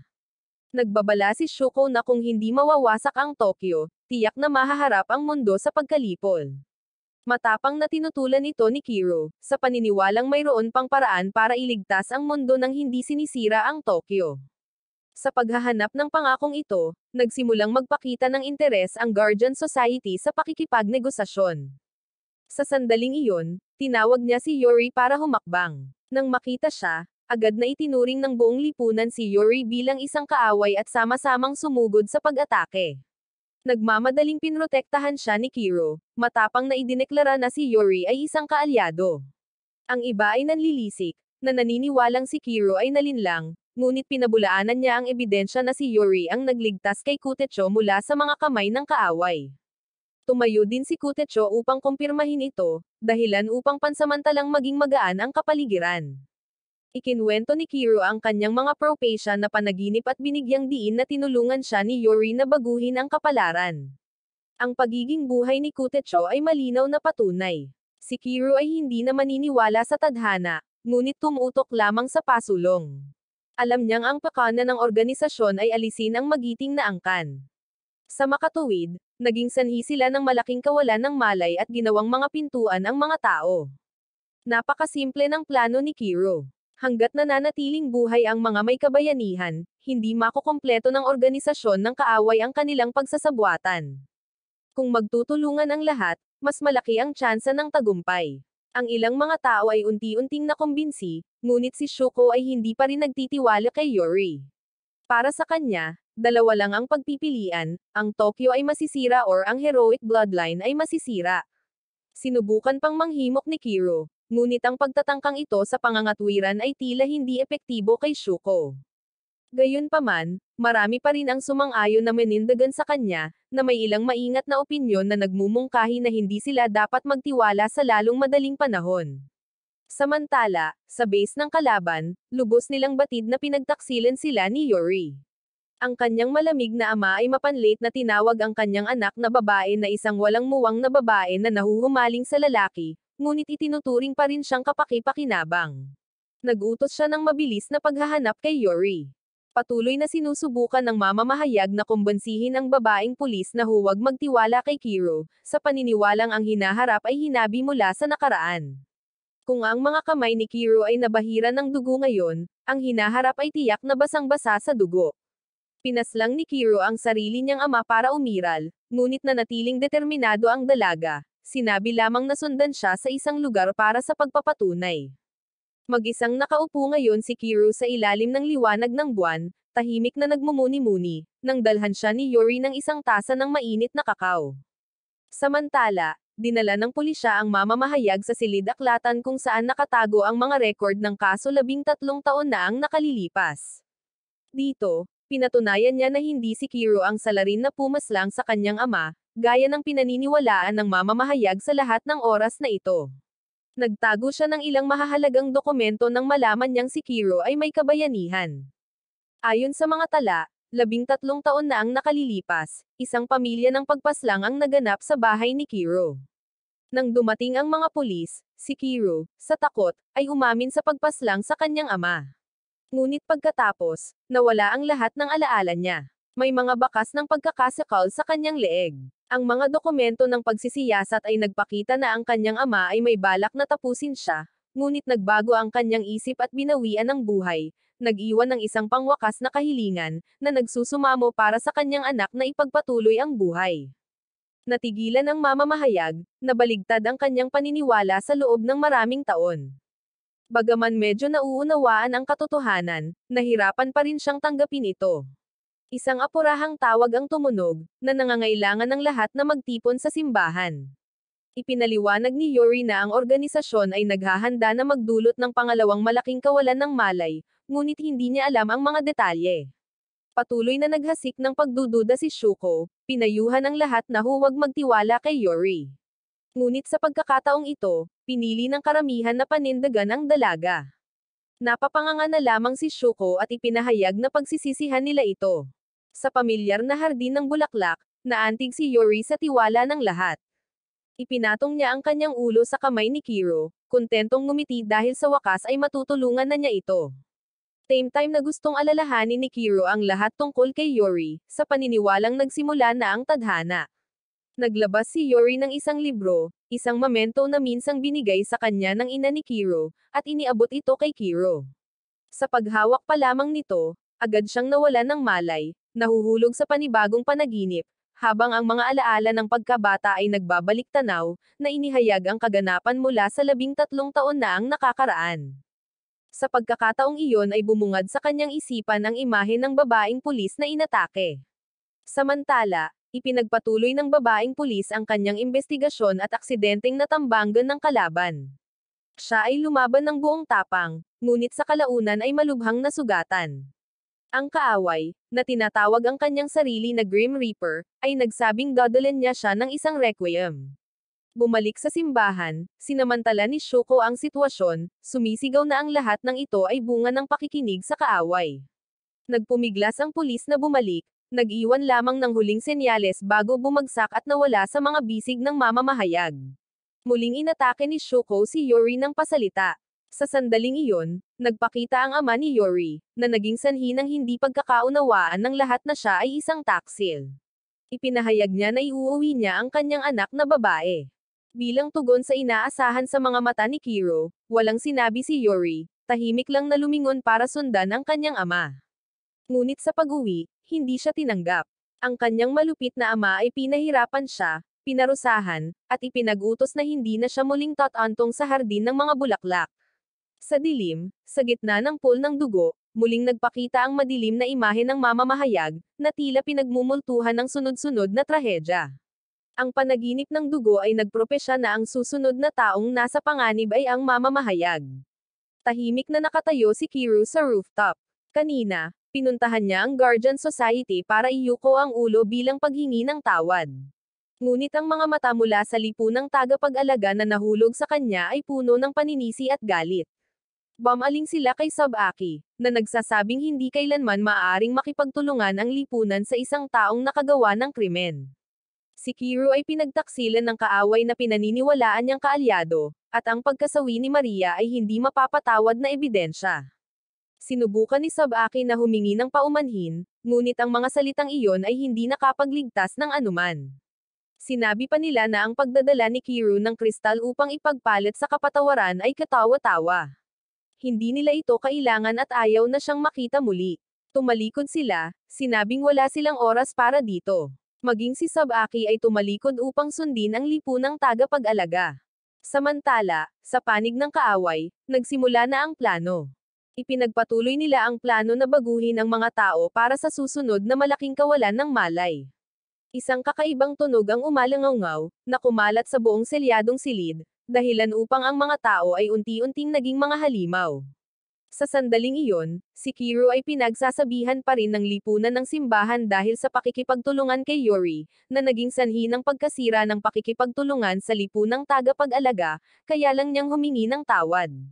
Inulit ng nurse na hindi siya kailanman nagtiwala sa pakikipagtulungang iyon, na ang pagsira sa Tokyo ay marahil ang pinakamabilis na paraan sa pagpapalaya. Napabuntong hininga na lang ang nurse pagkatapos makinig. Sinabi niya na kailangan niyang umalis upang ipagpatuloy ang pananaliksik upang makahanap ng isang paraan upang iligtas ang mundong ito. Hinayla ng mamamahayag si Arrow, iginiit na kailangan niyang mabawi ang mahalagang data at may sariling plano. Si Shuko ay nanatiling nakatayo roon, bumubulong tungkol sa baluktot na ideal na siya lamang ang pinaniniwalaan. Nang suriin ang data, natuklasan ng mamamahayag na maaaring napaslang ang pulis dahil may nakita siyang napakahalagang bagay. Nangako siyang personal na ipaghihiganti siya. Nang marinig ito, hiniling ni Arrow na sumunod, na handang maging kapareha niya. Sinusundan sila ni Kiro. Napakabilis, nahuli ng mamamahayag si Kiro na palihim na sumusunod at iniisip niya kung dumating si Kiro para tapusin siya. Hula niya na napanaginipan ni Kiro ang kanyang kasawian at naisip na siya ang susunod na biktima ni Kiro, na sinasabi na ang lahat ng ginawa ni Kiro ay para lamang kay Yori at sa kanyang sarili, at na hindi niya mababago ang kanyang nakakasawi na kapalaran. Hindi ito maitatanggi ni Kiro, ngunit iginiit din na gusto niyang baguhin ang kapalaran, ngunit sinalubong siya ng lamig. Sa huli, tumalikod pa rin ang mamamahayag at si Arrow, nagbabala sa kanya na lumayo sa kanila hanggat maaari kung ayaw niyang masawi. Sa dilim, nag-uusap din ang mga kalaban. Tila natuklasan ang kanilang palihim na plano. Binanggit ni Aiken ang pagpaslang kay Kiro. Pilit niyang hiniling na kumilos, ngunit tumanggi ang chairman. Alam na si Aiken ay nag-iisip lamang sa bulag na galit. Galit na umalis si Aiken, iniwan ang taong may tato na tumayo at pukawin ang chairman, na nagmumungkahi na si Kiro ay isang tinak sa kanilang tagiliran at inaalala kung paano kinuha ni Kiro si Yuri, ang lipunang tagapag-alaga, at ang simbahan na halos magsama-sama. Maaari niyang pagsamasamahin ang mga tao at posibleng maging Crimson Lotus King sa hinaharap. Kasabay nito, sa selda ng bilangguan, si Yuri ay nahuhulog sa mga iniisip ni Kiro sa pamamagitan ng isang larawan ng pagkabata na kinuha ng magkasama. Mag-isang nakaupo sa laboratorio ang nurse habang nakatingin sa mga batong iniwan ng nasawi. Sa ibang lugar, hinanap ni Kutecho si Sabaki, sinabi sa kanya na ang mamamahayag ay maaaring harapin ang sakuna. Nais niyang hilingin kay Sabaki, sa ilalim ng pangalan ng Guardian Society, na tulungan siya. Tahimik na tumanggo si Sabaki, sinabing lalapit siya para tumulong.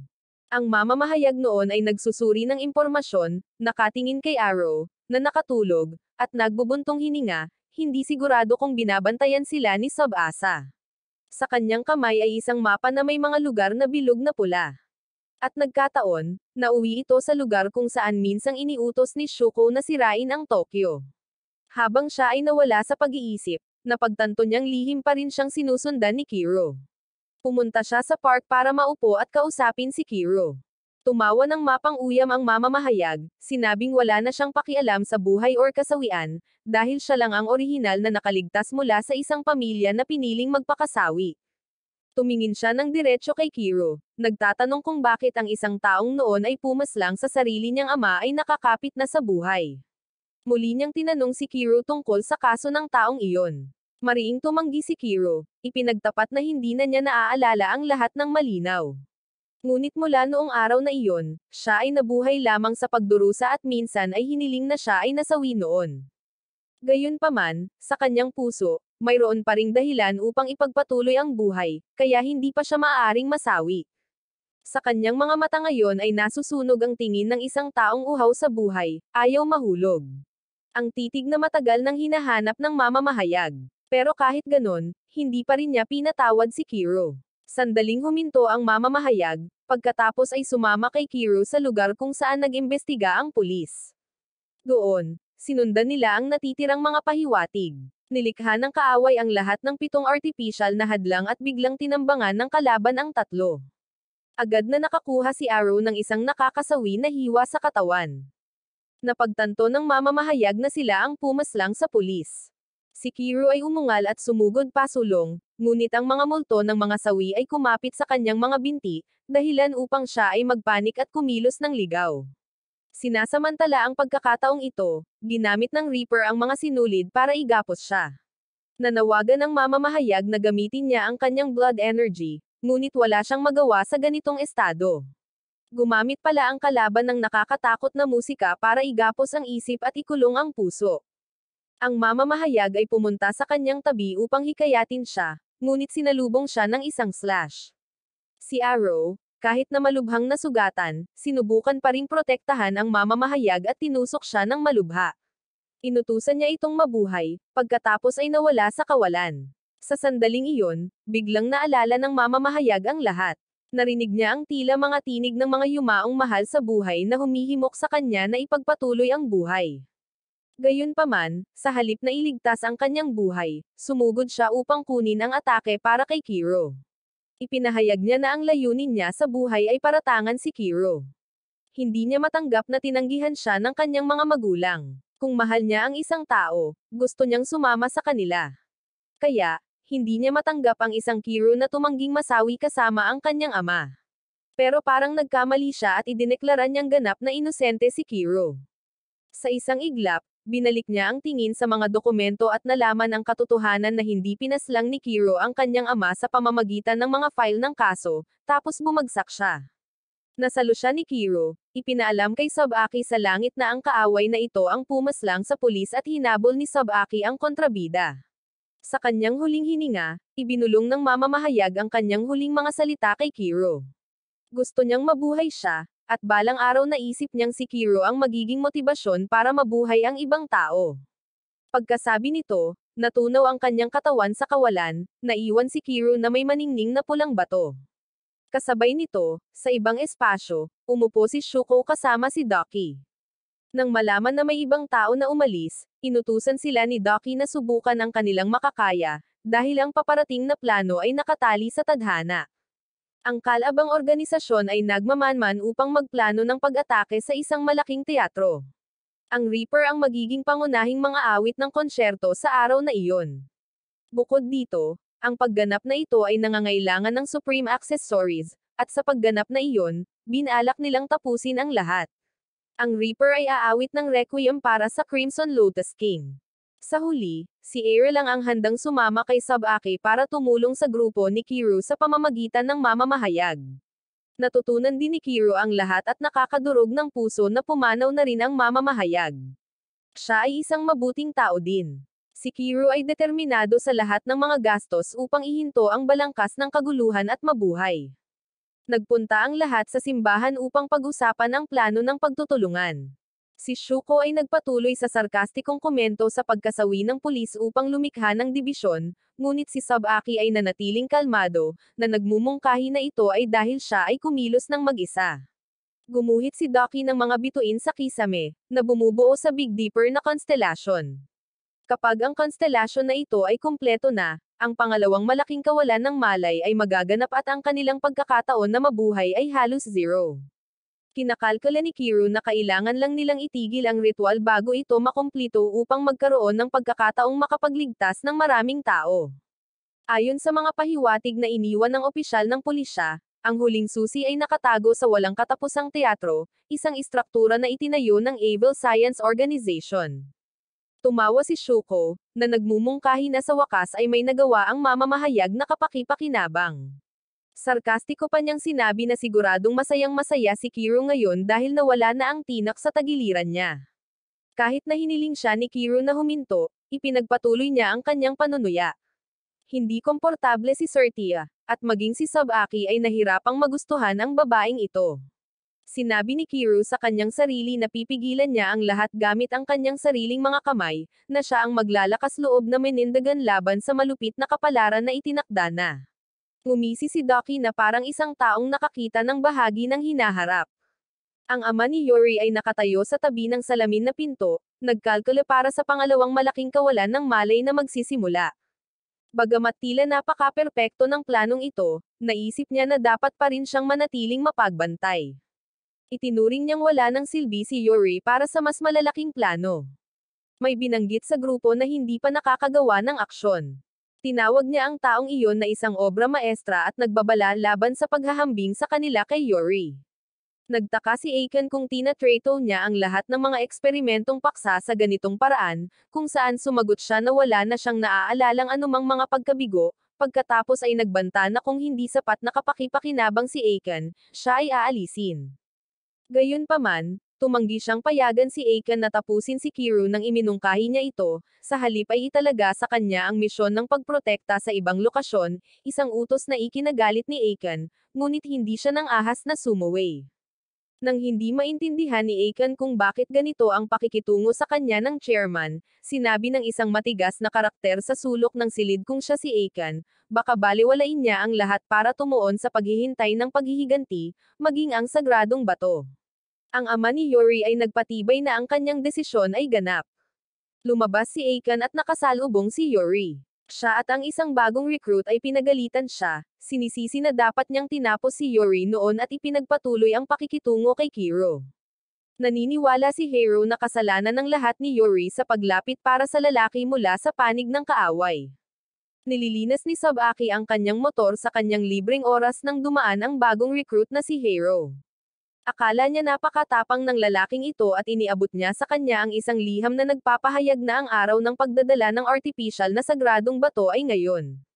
Dahil sa balitang ito, agad na nagtipon ang lahat sa simbahan, pinag-uusapan kung ito ba ay isang bitag or isang hamon.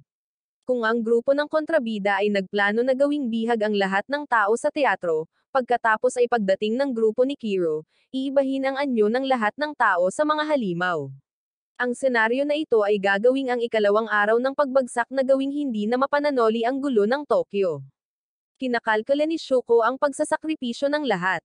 Agad na gumawa ng plano si Kiro, sa paniniwalang hanggat man-neutralize nila ang piano bago nagsimulang tumugtog ang artist, masisira nila ang impact ng sound circuit. Ang plano ay tila simple ngunit naglalaman ng maraming mga panganib. Alam ni Kiro na kailangan niyang kumilos ng tumpak. Mag-isa sa hardin ng bulaklak bago lumabas, inisip niya ang lahat, iniisip kung sino ang susunod na magsasakripisyo ng sarili. Nagbalik ang madugong mga imahe na parang isang nakakatakot na eksena, sa pagkakataong ito kasama ang maraming tao. Nang mapansin ito, sinabi ni Ducky na maaaring salakayin ni Kiro ang mga panaginip ng iba, at sinabing tila sanay na siya sa mga kamay na may bahid ng dugo at naghahanap siya ng katubusan kaysa sa iba. Napansin ni Ducky na hindi kailanman tunay na natalo ni Kiro ang tadhana. Ngunit nagising si Kiro, sa pagkakataong ito ay hindi na natatakot. Ang malabo niyang paniniwala ay napalitan ng malamig na determinasyon na magagawa niya ito. Sa gabi ng aksyon sa teatro, tumayo si Aiken ng matigas ang ulo, dahilan para magpaalala sa kanya si Hero. Iniulat ni Hero na darating si Kiro ngayong gabi. Nagulat si Aiken nang malaman na nagpadala si Hero ng sulat sa grupo ni Kiro para bigyan ng pagkakataon si Aiken na tapusin siya. Naniwala si Hero kay Aiken at ang grupo ni Kiro ay agad na lumapit sa lokasyon sa lahat ng paraan. Nang magpakita sila, gumamit na ang grupo ng kontrabida ng transformation magic para gawing halimaw ang mga security staff. Ang artista sa entablado ay nagsimulang tumugtog ng mga nakabibighani na tala, na nagmumukhang walang kaluluwa ang mga manunood, habang ang backstage ay isang magulong paghaharap. Sinira ni Kiro ang dingding at sumugod sa entablado na may balak na tanggalin ang artist bago niya matapos ang kanyang pagganap. Ngunit nagpakita si Aiken, na hamarang sa kanyang dinadaanan. Nabigo ang planong sorpresang pag-atake sa isang iglap, kitang-kita sa mukha ni Kiro ang desperasyon nang makita niyang hindi nangyayari ang lahat ayon sa plano. Nagpakita ng kasiyahan si Aiken sa pagkalito ng kanyang kalaban, na nagdagdag ng gasolina sa apoy, ngunit ang pagganap ay umabot na sa conclusion nito.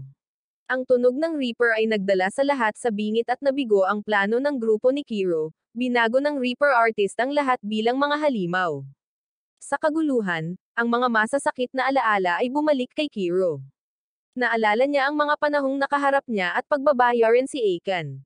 Tinuruan niya si Aiken ng leksyon, ngunit pagkatapos ay ipinagkanulo si Aiken ng Reaper at tinusok. Ang sitwasyong ito ay mabilis na pinagsamantalahan upang simulan ang isang pagpaslang, na pinaniniwalaan ng mga nagsasabwatan na ang Crimson Lotus King ay magpapakita sa gitna ng mga guho. Biglang nagising ang isang malalim na kapangyarihan sa loob ni Kiro. Ang tanda ng Crimson Lotus King ay kumikislap na parang malamig na sinag ng liwanag. Nang makitang matagumpay na nagising ni Aiken ang Crimson Lotus King, naniwala ang Reaper na natupad ni Aiken ang kanyang layunin. Pinaslang niya si Aiken at si Hero ay galit na sumugod na gustong ipaghiganti ang kanyang senior, ngunit inatake siya ng Reaper. Ngunit hindi siya nasawi dahil kinuha ni Akira ang atake para sa kanya. Pinuri ng Reaper, na nagsasabing, maganda ang masawi para sa mahal mo. Pagkatapos ay inactivate ni Kiro ang kanyang Crimson Lotus King mode, humakbang upang labanan ang Reaper. Ang pilosopikal na labanan ay naganap sa himpapawid, at nagawa niyang sirain ang halimaw ng Reaper. Malinaw na ipinakita ni Shuko ang kasiyahan, sa paniniwalang ang plano ay papunta sa tamang direksyon. Samantala, sa ibang lugar, niyakap ng ama ni Yuri ang hamak na babae at umiyak ng mapait dahil nabigo ang plano. Hindi niya magagawang lumikha ng isa pang malaking kawalan ng malay. At ang babaeng iyon, si Chiyo, ay bamuka ang kanyang bibig para tawagin siyang ama.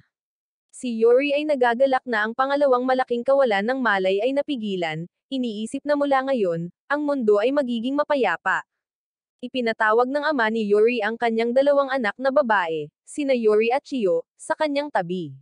Tiningnan niya sila ng malamig na mga mata at inihayag na mula ngayon ay magsisimula na ang tunay na labanan, na oras na para iwanan nila ang lahat at pumasok sa isang bagong mundo. Iniligtas niya si Chiyo sa mismong araw na ito, at agad na naging mabigat ang kapaligiran sa silid habang nagbubulungan ang mga nasasakupan na ngayon ay dapat nilang unahin ang pagtanggal kay Kiro. Ang mga salitang ito ay nahulog na parang isang malupit na utos, na nakakabigla kay Yuri. Hinimok ng mga nasasakupan ang kanilang amo na ipaliwanag ang lahat sa kanyang anak. Sinamantala niya ang pagkakataong tingnan si Yuri at magsalita ng masama tungkol kay Kiro, sinabing nakapas lang siya ng 2 tao sa kanilang panig at libu-libong imitasyon. Ipininta niya ang imahe ng isang taksil upang palakasin ang kanyang mga dahilan para sa pagkapuot. Nanatili pa rin ang tiwala ni Yuri kay Kiro, ngunit nakaon ang screen sa silid, na nagpapakita ng footage ni Kiro na gumagawa ng mga kasuklam-suklam na bagay. Ang mga larawang ito ay parang suntok sa kanyang tiwala. Sa simbahan, ipinagmalaki ni Shuko kay Doki na nagtagumpay ang plano. Sinira niya ang mahiwagang bato na pumihil sa pangalawang malaking kawalan ng malay. Bagamat marami ang nasawi, nagpakitang gilas si Shuko na para bang karapat-dapat siyang bigyan ng malaking papuri habang sabay-sabay na sinisisi ang organisasyon, na lalong nagpagulo sa kapaligiran. Pinagtibay ni Sir Tia na si Kiro ang Crimson Lotus King, ngunit tinutulan ni Shuko na ang huling survivor lamang ang kwalipikado bilang Crimson Lotus King, at naniniwala siyang ang tanging taong kwalipikado rito ay ang kanyang sarili. Lumingon siya kay Doki na naghahanap ng alyansa, ngunit ngumiti lang si Doki. Sa ospital, nakahiga sina Hiro at Akira na walang malay na may matinding pinsala. Buti na lang at dumating si Sir Tia sa tamang oras para gamutin sila at dalhin sa ospital. Habang hindi pinansin ni Shuko ang lahat at nagmamadaling umalis upang sirain ang mga fossil na bato, isang aksyon na kalaunan ay ipinahayag niya bilang kanyang sariling tagumpay, nahulaan nila na maaaring magulat din si Hiro na ang mismong taong hinahanap ang nagligtas sa kanyang buhay. Bagamat palaging naniniwala si Kiro na may paraan para iligtas ang lahat, hindi niya ginawa ang mga bagay para lang sa personal na karangalan. Naisip ni Kiro kung paano ililigtas ang lahat. Sa kanyang isip, nagpakita pa rin ang mga madugong imahe at mga taong bumabagsak. Dahil sa isiping ito, hindi siya mapakali. Nagpunta ang doktor at si Chiyo sa isang misteryosong lugar. All along, palagi niyang hinahayaan si Chiyo na pangasiwaan ang lahat ng hindi nakikialam. Ang maliit na babae ay nag-activate ng isang aparato na nagpamukha sa kanya na nasisiyahan. Naibalik niya ang eksperimentong bahay ng doktor at ng ina ni Kiro mula noong araw na iyon. Naniniwala sila na sa pamamagitan ng device na ito, kahit na mabago ang pangalawang pagbagsak, mapipilitin pa rin niyang buksan ang gate. Ang pagkalkula na ito ay dumating na may napakalaking panganib. Mawawasak ang Tokyo, pero wala siyang pakialam. Minsan na lang niyang makita ang ina ni Kiro, na para sa kanya ay higit pa sa sapat. Handa niyang isakripisyo ang buong mundo para sa taong nasa kabilang mundo. Sa simbahan, sinumpa ni Shuko si Kiro dahil ninakaw niya ang kanyang pagkakataong magtanghal sa harap ni Doki. Naniniwala siyang hindi karapat-dapat si Kiro na maging Crimson Lotus King. Siya ang magpipigil sa malaking kawalan ng malay at kunin ang posisyon na iyon. Nais niyang mawala si Kiro sa lalong madaling panahon, at nakaisip siya ng masamang kaisipan na tapusin ang lahat upang siya ang maging huling nakaligtas. Ang Reaper ay nagpakita mula sa isang lugar, na nagmumungkahi na ang mga iniisip ni Shuko ay nadungisan, pagkatapos ay dahan-daang nawala tulad ng kanyang pagpapakita. Ang kandila sa simbahan ay nahulog, na nasusunog ang isang buong lugar ng espasyo. Samantala, si Yuri ay pinilit ng kanyang ama na manood ng mga video ni Kiro na pumapaslang ng mga tao at na-brainwash nito. Gusto niyang tumalikod, ngunit pinilit siya ng kanyang ama na manood mula simula hanggang wakas. Naniniwala siya na si Kiro ay unti-unting nabubulok sa pamamagitan ng kapangyarihan ng Crimson Lotus King, na hindi namamalayang tinapos ang kanyang sarili. Malapit na siyang mawalan ng kontrol at sirain ang lahat. Naniniwala siya na si Yuri lang ang makakapagligtas kay Kiro, na pumipigil sa kanya na maging Crimson Lotus King. Nagtipon ang lahat sa simbahan. Nasawi na si Shuko, isang bato na lang ang naiwan. Lumipad si Doki nang walang bakas ng panghihinayang sa pagpanaw ni Shuko at nagpahayag ng bagong kilusan mula sa pangkat ng kalaban. Binalak nilang dalhin ang Tokyo sa isang bagong mundo. Sa pagkakataong ito, hahayaan niya ang lahat na magpasya kung anong aksyon ang susunod na gagawin. Nagalit si Kiro, malinaw na naalala na ang unang plano na sirain ang Tokyo ay ang kanyang ideya. Umupo si Yuri sa tabi ng kama, nag-aalalang inaalala ang mga salitang ginamit ng kanyang ama para mag-brainwash sa kanya. Labis siyang nag-aalala kay Kiro. Pumunta siya sa pamilyar na bahay kung saan nakaupo si Kiro. Gaya ng dati, dinalhan niya si Kiro ng bagong gawang tasa ng mainit na kakao. Kahit magkalaban ang kanilang panig, hindi magbabago ang damdaming namamagitan sa kanila. Umupo si Kiro sa lumang bahay at umiinom ng kakao na dala ni Yuri. Ang lasa nito ay pumukaw ng mga lumang alaala at tiniyak kay Yuri na siya pa rin ang dati. Hindi siya makapaniwala na maaaring siya ang taong ipinakita sa screen. Inamin ni Kiro na kung minsan ang kanyang mga aksyon ay may dalang matinding kalupitan, ngunit naniniwala siya na kung hindi siya kikilos gamit ang kanyang sariling mga kamay, hindi niya maililigtas ang mga pinagbabantaan ng hamog at mga ritual. Para sa kanyang mga mithiin, tinanggap ni Kiro na bahira ng dugo ang kanyang mga kamay. Nagulat si Yuri at nabitawan ang kakao cup. Nang makitang nagbago na siya, bago tumayo si Kiro para umalis, hinawakan ni Yuri ang braso niya, nakikiusap na huwag na siyang pumaslang. Ngunit sinabi ni Kiro na napilitan na siyang lumaban. Nagpatuloy ang panloob na salungatan hanggang sa magkaroon ng bagong balangkas ang organisasyon. At tumanggi pa rin si Kiro na iwasan ang misyon na tila ipinagkatiwala sa kanya ni Inuki at Kirihara. Nagmakaawa si Yuri sa kanya, sinabing siya lang ang kailangan niya. Hiniling niya sa kanya na kalimutan ang tungkol sa pagiging Crimson Lotus King at manatili sa kanya. Gusto niyang tumakas sila sa isang lugar na silang dalawa lang. Tumanggi si Kiro at umalis. Walang ibang nakitang paraan si Yuri, nag-transform siya para pigilan si Kiro. Iginapos siya ni Sir Tia, pinagtatalunan na ginulo ni Yuri si Kiro. Nagbago si Kiro mula nang magpakita si Yuri, kaya siya ay isang panganib na kailangang alisin. Tatapusin ni Sir Tia si Yuri para maibalik si Kiro. Sinubukan ni Kiro na makialam, ngunit ang tensyon na sitwasyong iyon ay biglang nabigla nang tapusin ni Yuri si Sir Tia. Ang aksyon na ito ay nagpabigla sa kanya. Nagmamadaling lumipad si Yuri, nalilito ang kanyang isipan sa kanyang matinding aksyon.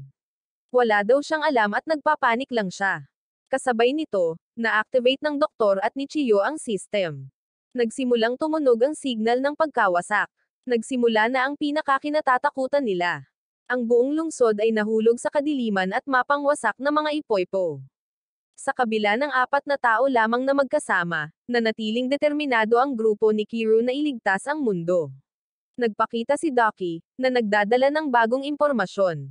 Ang sentro ng destruction device na ito ay ang tumapos sa buhay ng ina ni Kiro, at kailangan nilang sirain ang device na ito. Matapos palakasin ang loob ng isa't isa, sabay silang lumipad. Sa lahat ng dako ay lumubog sa kaguluhan, parang nilamon ang buong lungsod. Masayang pinuri ng doktor ang kanyang gawaing pananaliksik, sa paniniwalang nakatulong ang device na ito na i-connecta ang dalawang mundo. Sa bilis na ito, mawawasak ang Tokyo.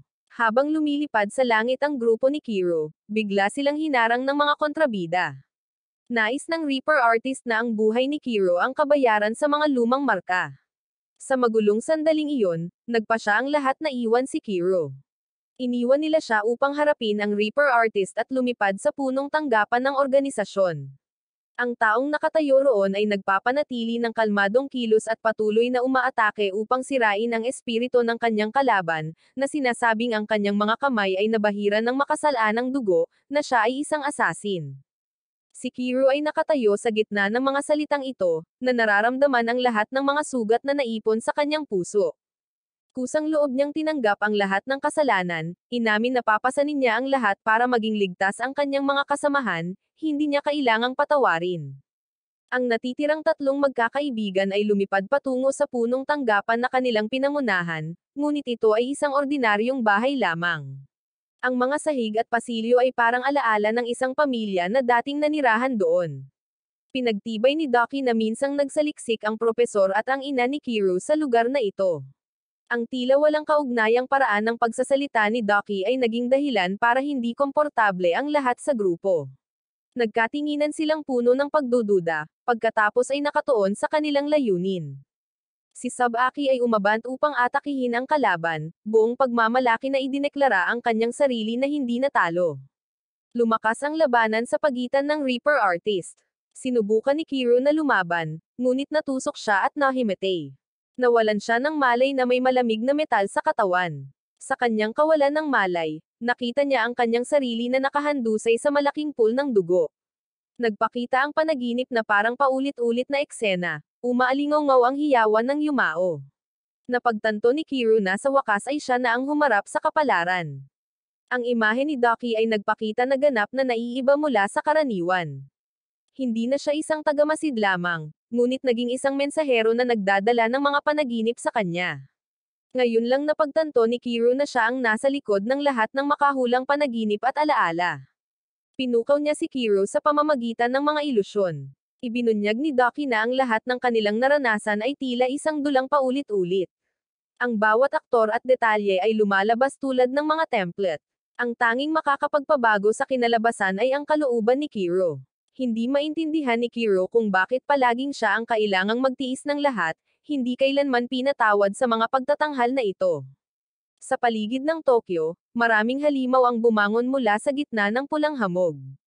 Ang mga lansangan ay naging isang larangan ng digmaan.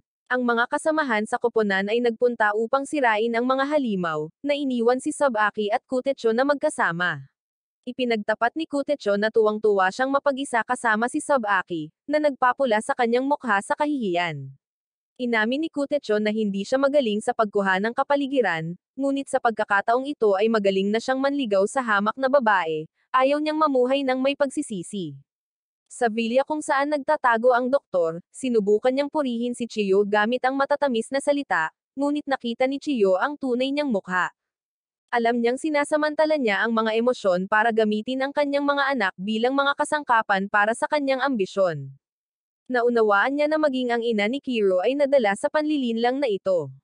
Ang doktor ay isang mapaglamang lamang, at ang tanging bagay na inaalagaan niya ay ang kanyang sarili. Nagsisigaw sa galit ang doktor ng tanungin, pagbabanta at pamimilit, ngunit ang mga salitang iyon ay nagpahayag lamang ng kanyang takot. Tumayo ng tuwid si Chiyo at pinilit siyang tumahimik. Sinabi niya na nilikha siya mula sa kanyang mga gene at sa ina ni Kiro, kaya alam niya ang lahat ng mga lihim. Inakusahan niya na hindi kailanman minahal ng ina ni Kiro ang doktor. Ang tanging pagmamahal niya ay para sa kanyang tunay na pamilya.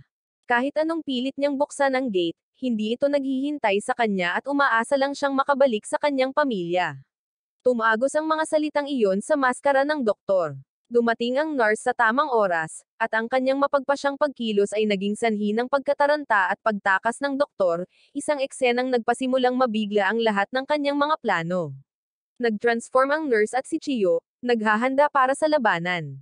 Samantala, si Kiro, kahit masakit at pagod, ay tumanggi pa ring sumuko. Pinilit niya ang kanyang sarili na bumalik sa larangan ng digmaan, nagmamadali sa laban na may determinasyong mabuhay at lumaban hanggang sa wakas. Ang mga nasawi ay nagbigay sa kanya ng pag-asa na mabuhay sa lahat ng paraan. Sa isang iglap, tinusok niya ang kanyang kalaban sa isang iglap, nasunog ang kalaban ng pagkawasak. Naniniwala ang Reaper na tinalikuran niya ang kanyang sangkatauhan. Mabilis na inalis ni Kiro ang Reaper at ang mga kasabwat nito. Dumating ang Guardian Society upang makatagpo si Sabaki sa oras na ito. Naniniwala sila na lalaban siya sa titulong Guardian at hindi nakarapat-dapat sa pangalang iyon. Itinulak nila ang isang kumpol ng mga halimaw, sinasabing ginagawa lang nila ang kanilang tungkulin. Samantala, mabangis pa rin ang pagharap ng nurse at Chiyo. Puno ng sama ng loob at akusasyon ang relasyon nila. Tinawag ni Chiyo ang nurse na may depekto at mariing itinanggi ito ng nurse. Pilit na pinipigilan ng dalawa ang aparato, ngunit hindi napigilan ni Chiyo ang makinarya. Ang mga tunog ng metal ay umuungal na parang isang kasawian. Ang doktor, halos mabaliw sa paniniwalang malapit na niyang matugunan ang kanyang inaasam, ay sinipa ng isang subordinate. Sinira ng marahas na pagkilos na ito ang kanyang kasuklam-suklam na sandali. Nagpakita si Ducky at ang impormasyon mula sa kanya ay nagpalamig ng dugo ng lahat. Ayon kay Ducky, isa na lang ang natitira, kinailangan ni Kiro na isakripisyo ang sarili para masilyo ang makasalanang ugat. Tanging ang kanyang kasawian lamang ang ganap na makapagpahinto sa makina. Si Kiro ay determinado na isakripisyo ang kanyang sarili, ngunit nakatayo si Yori na hinaharangan ang makina sa pagsalungat. Ginamit niya ang buong katawan niya para hamarang dahil ayaw niyang masawi si Kiro at gusto lang niyang protektahan ang buhay niya. Napagtanto ni Yori na nagbago na siya. Kaya, tinanggap niya ang pagsunod sa sarili niyang pagkakamali. Ang dalawa ay nahulog sa isang matinding panloob at pisikal na pakikibaka. Sa wakas, napagtanto ni Yori na hindi niya ito mapipigilan magpakailanman. Hinayaan niya si Kiro na gawin ang kailangan, ngunit hiniling niya na sumama siya rito. Ayaw niyang maiwan at mayroon pa siyang kapangyarihan na maaaring makatulong. Magkahawak kamay ang dalawa, humakbang patungo sa gate na unti-unting bumukas. Ang gate ay parang talam sa pagitan ng dalawang mundo. Ang kanilang mga yapak ay nagmarka sa gilid ng hangganan. Sa huling segundo, binitawan ni Kiro ang kamay ni Yuri. Gusto niyang tumira siya sa kanyang lugar. Para sa kanya, walang mas mahalaga sa mundong ito kaysa kay Yuri. Kailangan niyang tiyakin na magpapatuloy ang buhay at gusto niyang ipangako sa kanya ni Yuri na makakaligtas siya. Pumayag na lang si Yuri at lumipad si Kiro sa gate at natunaw sa liwanag. Nagbago ang kulay ng walang laman na langit, unti-unting bumabalik ang asul na liwanag. Malayang bumagsak si Yuri sa lupa, niyakap ang espasyo kung saan nakatayo lang si Kiro. Ang pagkawala ay tumagos ng malalim sa kanyang puso na parang sugat na hindi na maghihilom. Sa labas, tinipon ng mga natitirang grupo ang natitirang mga fragment. Nagsimula silang muling itayo ang isang bagong mundo sa abo at nagsimula ang gawain ng pagkukumpuni at pagpapagaling, at ang mga maliliit na pundasyon ay muling inilatag.